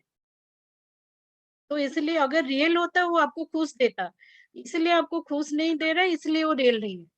और ब्रह्म जो है वो आपको खुश देगा, और अच्छा ही हमेशा अच्छा देगा. And that is what I experience. I don't, क्योंकि इतना स्पिरिचुअल टेक्स्ट है, पढ़ेंगे, it takes a lot of time. I am learning from many people, but that is how I understood spiritualism, Brahman maya, and that is what idealism is all about. काफी काफी मुझे clear हो गया ये. और मैं एक्चुअली मीडिया में हूँ डॉक्टर साहू, लेकिन 5 साल हो गए मुझे प्रोफेसर बलराम सिंह जी के साथ में काम करते. तो एक फायदा मुझे हुआ है कि फिलोसफी की थोड़ी जो बहुत जानकारी हो गई, तो मुझे बहुत इंटरेस्ट होता है. हमेशा मैं वेबिनार्स कॉन्फ्रेंसेस में जाके बैठ जाती हूँ और सुनती हूँ. तो कुछ शिक्षा ही मिलती है, कुछ ज्ञान ही बढ़ता है. बहुत शुक्रिया. Thank you ma'am, you can.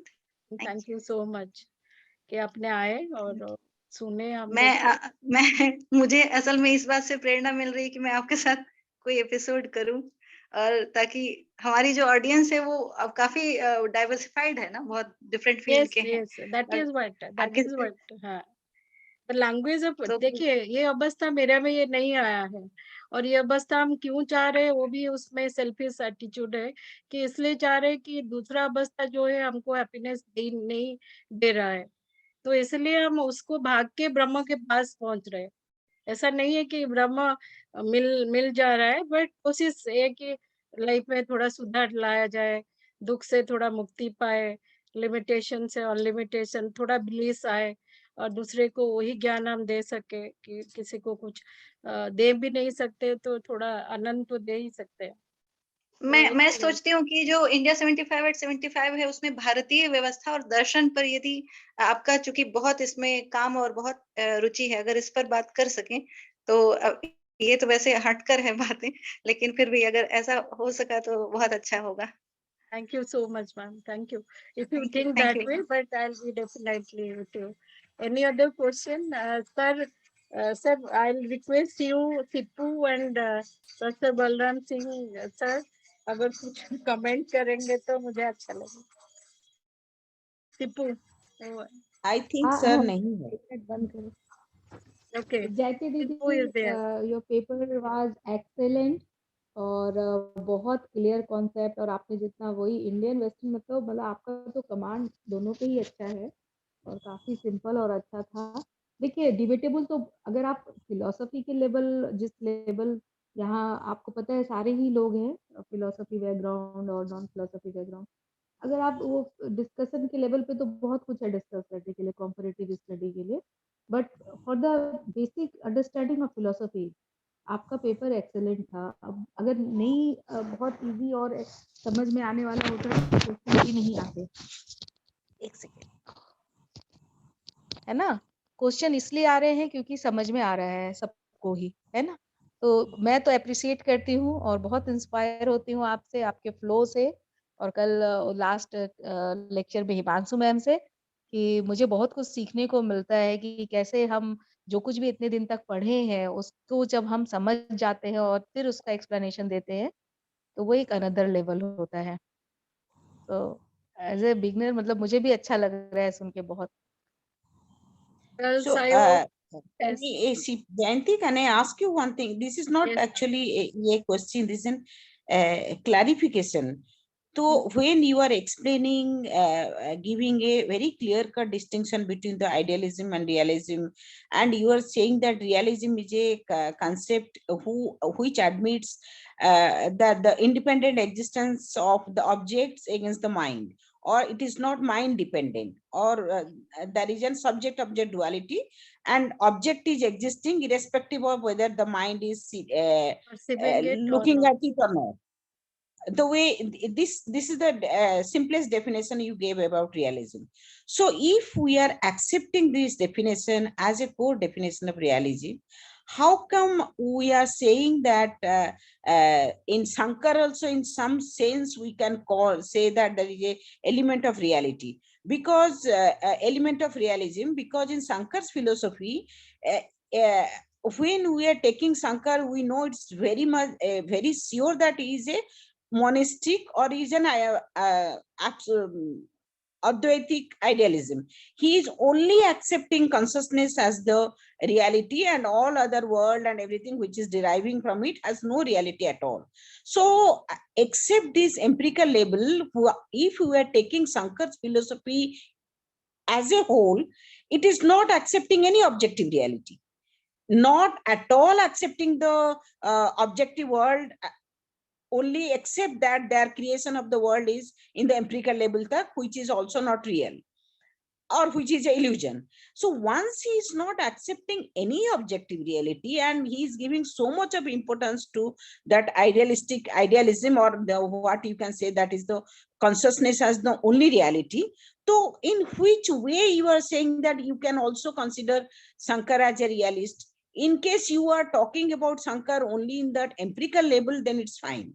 But in case I am taking Advait Vedant in total, I can't find any element of reality in that. Because he's not accepting the matter at all. Yes. Can I Yes. answer as per my Yes. understanding Yeah. on the basis of जयंती दीदी का paper? देखिए हम भारतीय दर्शन को अगर हम उसके Sanskrit term में समझेंगे तो रियलिज्म इज व्हाट, वस्तुवाद. वस्तु एक है, दो है, अनेक है. तीन कॉन्सेप्ट है हमारे यहाँ. दो है आपका सांख्य, अनेक है आपका जैनिज्म, एक है आपका शंकरा. तो वस्तु तो है, सत्य नहीं, वस्तु की सत्यता. हाँ, तो वस्तु की, है ही नहीं. हाँ, तो वस्तु ही वस्तु तो जब है ही हम नहीं. हाँ नहीं, वस्तु है ना, जो चेतना कहाँ है है वस्तु? वही वस्तु है. देखिए अब सांख्य में दो वस्तु है ना, प्रकृति और पुरुष. ना उसी वो तरह तो शंकर का नहीं, सिपू रियलिटी को उन्होंने कभी भी ऑब्जेक्टिव वर्ल्ड को तो उन्होंने माना ही नहीं, whether it is irrespective of नहीं, योर तो माइंड उसके और लिए नॉट. उसके लिए मैम जो वो देखिए उसके लिए शंकर जो ब्रह्म है, जो चेतना है, वही वस्तु है. वो वस्तु वही नहीं है, है वो एकमात्र ऑब्जेक्ट वस्तु. नहीं है. नहीं, ब्राह्मण आप भी वस्तु को सब्जेक्ट. ना, आप ब्राह्मण को, आप वस्तु को समझ रहे हैं मेटलिस्टिक थिंग. नहीं नहीं वो नहीं नहीं, वस्तु नहीं है, ऑब्जेक्ट वस्तु का स्वरूप भी अलग अलग है ना, वस्तु का स्वरूप अलग है। वस्तु यहाँ ठोस में नहीं है, वो चेतना के रूप में, लेकिन है वस्तु। तो जिस दिन आपका वो वस्तु आपके ज्ञान में आता है, मस्तिष्क के जैसे आप बोलते हैं प्रत्यक्ष, आप ब्रह्म का प्रत्यक्ष करते हैं, तो आप इसका मतलब प्योर कॉन्सियसनेस को आप आत्म साक्षात्कार कर रहे हैं, उसको आप अंतःकरण से देख रहे हैं। तो वो आपके लिए तब इसलिए उसको वस्तु बोला ना, अगर वो नहीं तो फिर वो तो विज्ञानवाद हो जाता। नहीं नहीं, विज्ञानवाद में absolute sense में आइडियलिज्म है। सुनिए, देखिए हिमांशु मैम, जब वस्तु का स्वरूप समझेंगे ना हम, वस्तु का स्वरूप कई प्रकार का है। वस्तु भौतिक भी है, आध्यात्मिक भी है, और पारदर्शी पारमार्थिक भी है। तो जो ब्रह्म है पारमार्थिक वस्तु है। हमारे हम लोग जो फिलोसफी में देखते हैं, there is 3 level of world, physical level, spiritual level and transcendental level. तो जो वस्तु ब्रह्म है वो पारमार्थिक वस्तु है। और आप देखो कि उसको वस्तु क्यों कह रहे हैं हम उसको विज्ञानवाद की तरह उसको क्यों नहीं कह रहे कि आलय विज्ञान है। Alaya vijnana is created by our own mind, but that vastu brahma is not created by our own mind. that vastu we can perceive also. जयंती दी बोली ना कि जो वस्तु आपके मस्तिष्क के बाहर है, तो Brahma is completely independent from our mind. We can get knowledge of that vastu through our intuitive knowledge, through प्रत्यक्षा। उसका प्रत्यक्ष भी देखिए बिल्कुल अलग है, सेंसुअल नहीं है, इंद्रिय प्रत्यक्ष नहीं है। मेरा क्वेश्चन था the definition of realism ma'am which is मैं को गिवन बाय बोलूं 1 मिनट। हाँ जयंती, बोले। that there is an objective world which is independent of your mind. So somewhere or other we are accepting a objective world which is existing independent of my mind. But इस तरीके का world except this empirical level, highest level में तो है ही नहीं ना। It is the pure consciousness, देखिए ma'am, that is the realism का, यस यू आर राइट, आप जो बोल रहे हैं और सिप्पू ने जो बोला है मैम, देखिए 2 चीज है। एक तो हम जब रियलिज्म, क्योंकि बहुत सारे जो the way we understand in India, जो एक्चुअल रियलिज्म हम तो बोल देते हैं, जैसे सिप्पू ने बताया कि वस्तुवाद जो है हम यूज करते हैं। बट अगर आप वही चीज को वेस्टर्न पैरामीटर्स में जाएंगे ना, there is a bit confusion, not very clear that what exactly realistic stand is. So very carefully they are using that some of the examples they are saying कि कुछ ऐसा एग्जाम्पल है जिसके कारण हम मजबूर होते हैं कि ना तो कोई रिडक्शनिस्ट अप्रोच फिट बैठता है कि वो मन के द्वारा उसको देखे। जैसे suppose I said there is an idea, where does it exist? That idea exists my mind, then through that idea I reflect on the society or objective reality. तो ये एक अप्रोच हो गया जो प्लेटो का रियलिज्म है। ओके, प्लेटो तो idea is an abstract concept, but then he said that he reduced it to mind. Then बताया कि वो वर्ल्ड को आप देख सकते हैं, इसलिए वो आइडियलिज्म भी हो गया, वो रियलिज्म भी हो गया। बट हमारे तो जो प्रॉब्लम एग्जैक्टली है, सिप्पू, जयंती प्लेटो तक तो एकदम क्लियर है, लेकिन But- Shankar is the only ma'am philosophy Shankar में मेरे where को there is लग रहा no था subject because of the duality. Ma'am Duality तो है ही नहीं, मैम वो शंकर तो में अद्वैत है। मैम अद्वैत है। जो जब you are right, very rightly said that कि जब आप एम्पिरिकल लेवल में देखते हो तो हाँ, तब सम तो मैं काइंड ऑफ मानती हूँ। Realism is there, representative realism बोलिए, some kind of, I was thinking that Advaita was a very absolutistic school or idealistic school, but the moment yesterday I tried to understand the व्यवहारिक जगत, because Shankar तो कहीं ना कहीं बोला नहीं कि जगत नहीं है, बट वो बोला हाँ, तो कि जगत एम्पिरिकल जो है लेवल माया में का अवस्था है, वो फॉल्स है। इट्स नहीं, एम्पिरिकल लेवल में तो मैं मानती हूँ रियलिस्ट है, मतलब he is accepting the objective world, he is accepting a different world which is existing irrespective of my mind, that is a subject objectivity. लेकिन पूरा टोटल वेदांत को देखूं, अद्वैत टोटल वेदांत में को तो वही तो मैम मैं बोल रही हूँ ना कि एक फिलोसोफर जो है आइडियलिस्ट भी हो सकता है, रियलिस्ट भी हो सकता है।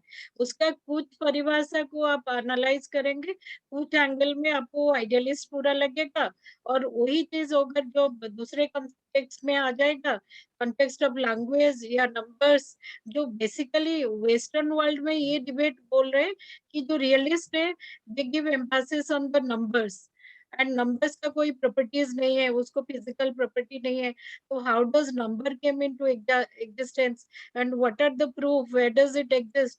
वो तो बहुत सारी चीज हम रिडक्शनिस्ट अप्रोच करके माइंड के साथ उसको एसोसिएट करके बोल रहे हैं, बट अगर माइंड से हम अलग कर दिए तो वो तो फिर रियलिस्ट बन जाएगा ना, independent of your knowing mind और the matter, certain things exist, जैसे ड्रीम का है। डिकार्ट इज सेइंग कि जो एक बहुत स्ट्रॉन्ग स्टेटमेंट दिया है, उसका जो किताब का नाम मेडिटेशन में वो दिया है कि मैं बैठा हूँ और मुझे ये भी पता नहीं है मैं क्या पहना हूँ, कहाँ सोया हूँ। तो दैट एक माइंड का वो स्टेट आता है, वो हेलो ड्रीम में वो क्या स्टेट है, इट हैज समटाइम्स माइंड के बाहर जाता है, मैटर के साथ वो रिलेट नहीं होता है।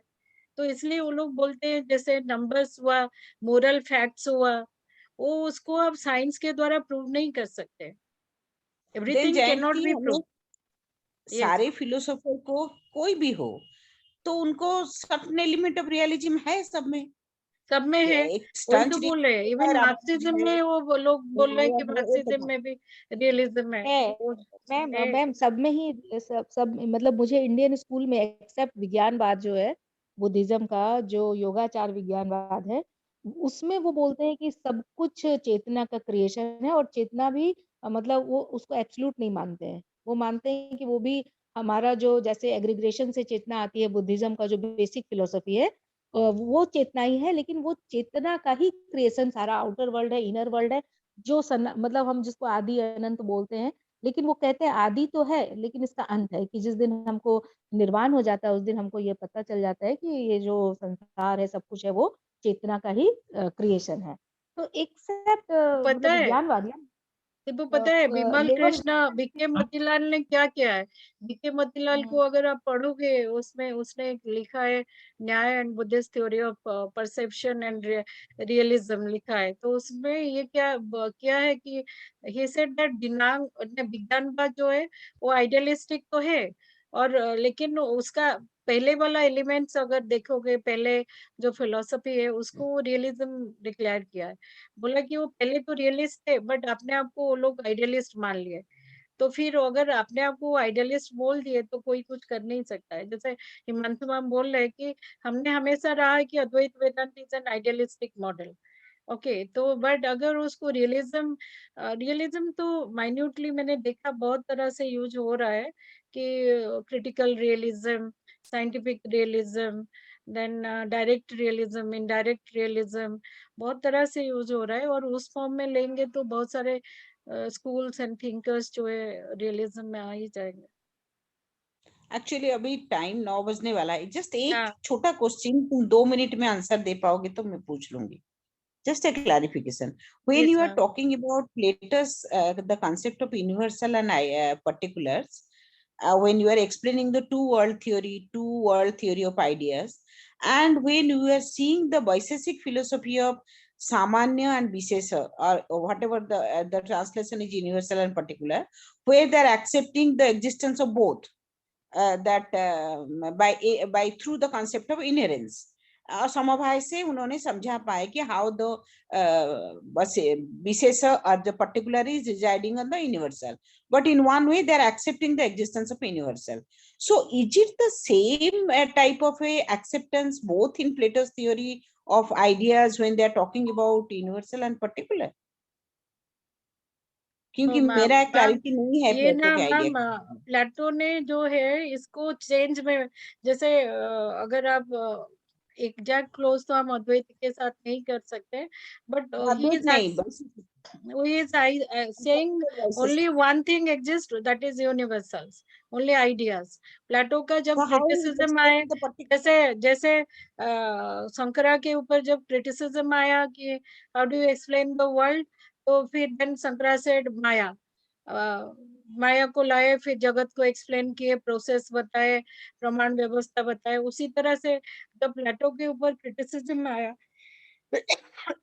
how do you explain the reality, then Plato said ki participation theory, particular participate in the universal, but otherwise he doesn't accept, he accept only ideas. अच्छा, not no particulars. Absolutely. आप उसको जो आप वैशेषिक का पूछ रहे हैं ना, मोर और लेस आप उसको थोड़ा एरिस्टोटल से कंपेयर कर सकते हैं, फॉर्म और जो उसका हाँ, वो है। अरिस्टोटल में ये Actually, मॉडिफिकेशन आया। अरिस्टोटल में सी इज राइट सिपू कि वो नहीं, मॉडिफिकेशन जो है एरिस्टोटल में तो है फॉर्म एंड मैटर में जो मैटर आ डिफरेंस गया and form and realistic matter में मॉडल आ difference गया, आ गया। आइडियलिज्म खत्म हो गया, रियलिज्म रह गया अरिस्टोटल में। So all this are ma'am there लेकिन देयर जब शंकर पे बात आती है ना, तो जो भारतीय दर्शन का कॉन्सेप्ट है वस्तु का, और हम दो तरह का वस्तु देखते हैं हमेशा कैटेगरिकली। एक हम बोलते हैं जिसपे एक प्रकृति है, दूसरा चेतना है, मतलब एक तरफ सारे जो फिजिकल एलिमेंट है, मेटेरियलिस्टिक है वो है, दूसरी तरफ चेतना है। तो दो में ही हम वर्ल्ड को डिवाइड करते हैं। तो कभी दोनों वस्तु सत्य है, कभी एक सत्य है, एक असत्य है। तो शंकर को जहां तक हम लोग देखते हैं, उसमें चेतना जो है उसके लिए वस्तु सत्य है। तभी तो उसने जो स्वरूप लक्षण है सत्य, चित्त और आनंद बोला है। सत्य का मतलब जो कभी जिसका कंट्राडिक्शन नहीं होता है, जिसके अस्तित्व को हम हो ना हो वो उसका अस्तित्व रहेगा, एब्सोल्यूट सेंस में रहेगा, तो वो सत्य है। यानी यहाँ पर जो वस्तु है वो वस्तु वादियन का जो डेफिनेशन है उसी परिभाषा में वस्तु को एक्सेप्ट किया है, लेकिन वो वस्तु उनके लिए कॉन्सियसनेस है, चेतना, उसका स्वरूप चैतन्य है। ये है, इसीलिए कंफ्यूजन तो होता है। देखिए ना, वही है, कितना अंतर है। चेतना, वही चेतना ब्रह्म है, वही चेतना विज्ञानवादियों के लिए विज्ञान है, लेकिन वो विज्ञान और उस चेतना में बड़ा फर्क है। करेक्ट है। इसलिए शक्ति, आप देखिए पाली से लेके संस्कृत और इन सब में टर्म को बहुत ध्यान से उन्होंने यूज किया है। इसलिए जब हम भारतीय दर्शन की बात करते हैं तो हमको जिस भाषा में लिखी गई है थोड़ा बहुत उसकी जानकारी होनी चाहिए। जब हम जैसे टेक्स्ट पढ़ाते हैं, पाली टेक्स्ट, तो मैं बच्चों को थोड़ा बताती हूँ कि देखो पाली में इसको क्या कहा गया, उसका एब्सोल्यूट पाली में क्या डेफिनेशन है। क्योंकि हम बोलते हैं शब्द, शब्द और पद में तो यही फर्क है ना, कि पद जो होता है उसकी एक अपनी पर्टिकुलर परिभाषा है। तो जो चेतना पद है और जो विज्ञान पद है उसकी अपनी एक परिभाषा है। जयंती, सॉरी थैंक वो यू। चेतना का भी तो डिफरेंट डिफरेंट टाइप ऑफ है ना। बहुत बहुत कहीं बहुत हम है। कंसेप्ट में इसको नया फिलोसफी में देखते हैं, it is a type of quality, बिल्कुल दैट इज ए बिल्कुल, हाँ सब्सट्रैक्टम। सम बिल्कुल प्लेस में हम उसको सब्सटेंस के हिसाब से लेते हैं, इट इज द बिल्कुल बिल्कुल। एसेंस। तो आप कभी चारवाक गुण टू, के हिसाब से लिया, कभी एसेंस के हिसाब से हाँ लिया। हाँ, चारवाक तो टू शंकरा, आप देखिए चेतना का स्वरूप का डिस्क्रिप्शन अलग अलग है। चारवाक टू शंकरा, हाँ, आप ये देखिए सब में अलग।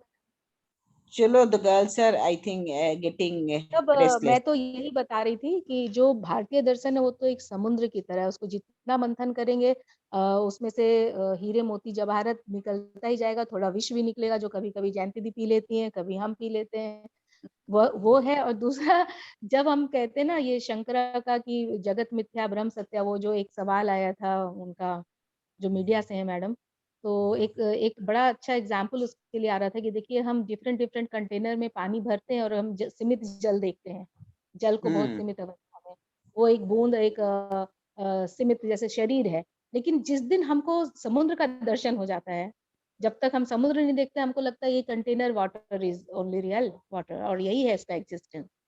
लेकिन समुद्र देखते हैं तो कहते हैं अच्छा ये तो अनंत है एकदम। तो वही है ब्रह्म में और जगत में जो अंतर है कि जगत को हम अपने पैमाने से, अपनी दृष्टि से देखते हैं। जो हमारी दृष्टि में हम सब्जेक्टिव हैं, तो जैसे हम हैं, जैसी हमारी मति है, वैसा हम संसार देखते हैं। किसी के लिए संसार बहुत खूबसूरत है, किसी के लिए दुखमय है, किसी के लिए कुछ है। तो ये अलग अलग जो पर्सपेक्टिव है यही माया है। और जिस दिन हम उसके पार चले जाते हैं, अपने दृष्टि से बाहर चले जाते हैं, अपने जो शारीरिक जो हमारा ज्ञान है, जो हमारी इंद्रिय हैं, उसके बाहर जाके जब हम ज्ञान प्राप्त करते हैं, ब्रह्म देखते हैं, तब हमें पता चलता है कि अच्छा ये जो कंटेनर्स थे ये तो बस ऐसे ही है, ये तो हमारे बनाए हुए फॉर्म्स हैं डिफरेंट डिफरेंट, जिससे हम देख रहे हैं दुनिया। तो ये है। एक मिनट, सौरभ और सुदीप और किसी को बच्चे कुछ पूछना है, हाँ, पता आई थोड़ा होप। सौरभ, सुदीप हाथ हैंड रेज कर रहे थे, कुछ बात कहनी थी सुदीप को। यस सुदीप बताइए। जी मैम, वो तो जब वो आइडियलिज्म की बात हो रही थी, जैसे सिपो मैम योगाचार बुद्धिज्म की बात कर रहे थे, तो मेरे दिमाग में भी यही बात आ रही थी कि जैसे योगाचार में, जैसे वसुबंधु मतलब one of the greatest thinkers in Indian philosophy ना, तो उन्होंने जब चित्त मात्रता सिद्धि बोला, हाँ, विज्ञप्ति मात्रता एवरीथिंग, सिद्धि। हाँ जी, मतलब जो like literally her everything comes from consciousness, मतलब तो उसको भी मतलब काफी स्कॉलर थे बोलते हैं कि मतलब वो जैसे आइडियलिज्म नहीं है, वो मतलब क्रिटिकल रियलिज्म है वो, कि आप मतलब आप सिर्फ मतलब अब रियलिटी की जो रिप्रेजेंटेशन है वो माइंड के थ्रू हो रही है। इसका मतलब ये नहीं है कि एक्सटर्नल रियलिटी को आपने खत्म ही कर दिया, बस वो है कि जो उसकी जो फॉर्म क्रिएट हो रही है वो चित्त की तरफ से हो रही है। तो मतलब उसको भी काफी स्कॉलर बोलते हैं कि मे बी वो आइडियलिज्म नहीं है, वो मतलब एक तरीका क्रिटिकल रियलिज्म है कि आप जैसे आप वर्ल्ड को रिप्रेजेंट कर रहे हो, it is coming through your, मतलब आपके द्वारा आपकी कॉन्शियसनेस से वो हो रहा है। तो मैंने भी यही बात बोली थी जैसे यस, सिपो मैम। वेरी ट्रू सुदीप, क्योंकि वो ये रियलिस्ट स्टैंड तो स्वतंत्रिक वैभाषिक के लिए भी लगाया जाता है कि they are realistic school. And वो जैसे आपने बसवंधु बोले, और वो बोला जाता है critical realism is there, so that's why I said that there are various forms of realism: metaphysical realism, naive realism. So critical realism developed by Roy Bhaskar also, that critical realism. So many schools are coming out. Scientific realism. So it's there, right ma'am. there, it's there. Girls, किसी को कुछ पूछना है? Saurabh, you want to say something? Thanks for your comments. नहीं ma'am, पूछना तो कुछ नहीं है, काफी सारे कॉन्सेप्ट्स जो थे वो बहुत क्लियर हो गए, क्योंकि डिस्कशन इतना फ्रूटफुल और इतना ज्यादा ज्ञानवर्धक है। सीपू मैम, हिमांशु मैम और आप सब ने इतने अच्छे तरीके से कॉन्सेप्ट पे डिस्कस किया कि जो भी थोड़े बहुत डाउट्स थे मेरे पहले के कभी स्टूडेंट टाइम के, वो भी क्लियर हो गए। तो अब अच्छी खासी क्लैरिटी है, और ये मतलब मैं आगे से अपना कोई कंपैरेटिव स्टडी करूंगा शैविज्म में, तो उसमें भी मुझे काफी हेल्प मिलेगी एक अलग से एक डिफरेंट कंपैरेटिव रेफरेंस देने के लिए। सो बहुत बहुत धन्यवाद इस पूरे प्रोग्राम के लिए। Thank you ma'am. Thanks, Saurabh. किसी को और कुछ पूछना है? कीर्ति, Parul, or else will. Ma'am, I don't have anything to ask, but just I wanted to convey this to you, that the discussions that you and the other professors have been holding for the last couple of days has been so enlightening, and this is precisely why I have taken up philosophy as my honors course. Thank you so much for this enlightening session, honestly. Thank you Fiona, thank you.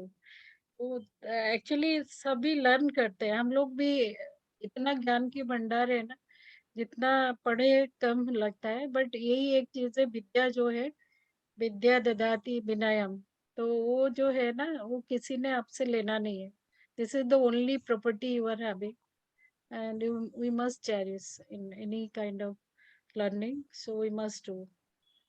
Yes, I'm happy Taniska is here, and Kirti, thanks to all of you. Parul, तो आप लोग, आपको इसके ऊपर कुछ पहले जो project है बनाना शुरू कीजिए, then will discuss next class also I am taking, that is ethics and value, and next to next Saurabh is taking fact value distinction. फिर हम देखेंगे नेक्स्ट मॉड्यूल में कौन आ रहे हैं। ठीक है girls, Okay. Good night, girls. Good night Jayant, can I log out? Yes yes ma'am. Okay, bye bye bye. Thank you, Jayanti Di, for your Thanks beautiful Sipu, presentation. thanks for the really nice comments and nice observation. Thank you so much Sipu, thank you. Okay. Thank you everyone. Thank Thank you. you Thank Himanshu you, ma'am, everybody. clearing the concepts Bye. and many things, Thank you. and good questions Himanshu ma'am. Jayanti, Yes bye ma'am. bye. Bye. Bye bye. Good night. Good night. Good night. Bye. Good night. Night everyone. Thank you ma'am. Thanks Good night, Sudeep. Sudeep. Good night Thanks ma'am. Good night, Saurabh, So everybody. happy Bye. Sudeep Taniska. is attending every day. Who? हाँ सुदीप, अच्छा yes, है कि सुदीप उनका का भी मैं कुछ एक लेक्चर ले रख रही हूँ, सुदीप का, एक बुद्धिज्म के ऊपर। सुदीप बच्चा है ना, तो समझ जाएगा, थोड़ा फिलोसॉफिकल डिस्कशन में रहेगा तो। यस मैम, यस बिल्कुल, थैंक यू सो मच। हाँ जी, good night ma'am. Good night, good good night. Night.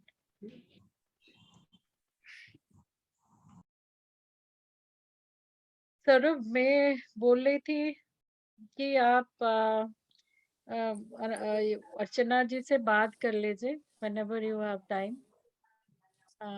जी मैम, मेरे पास उनका फोन आएगा तो मैं करता हूँ, मेरे पास भी फोन नहीं हाँ, आया उनका।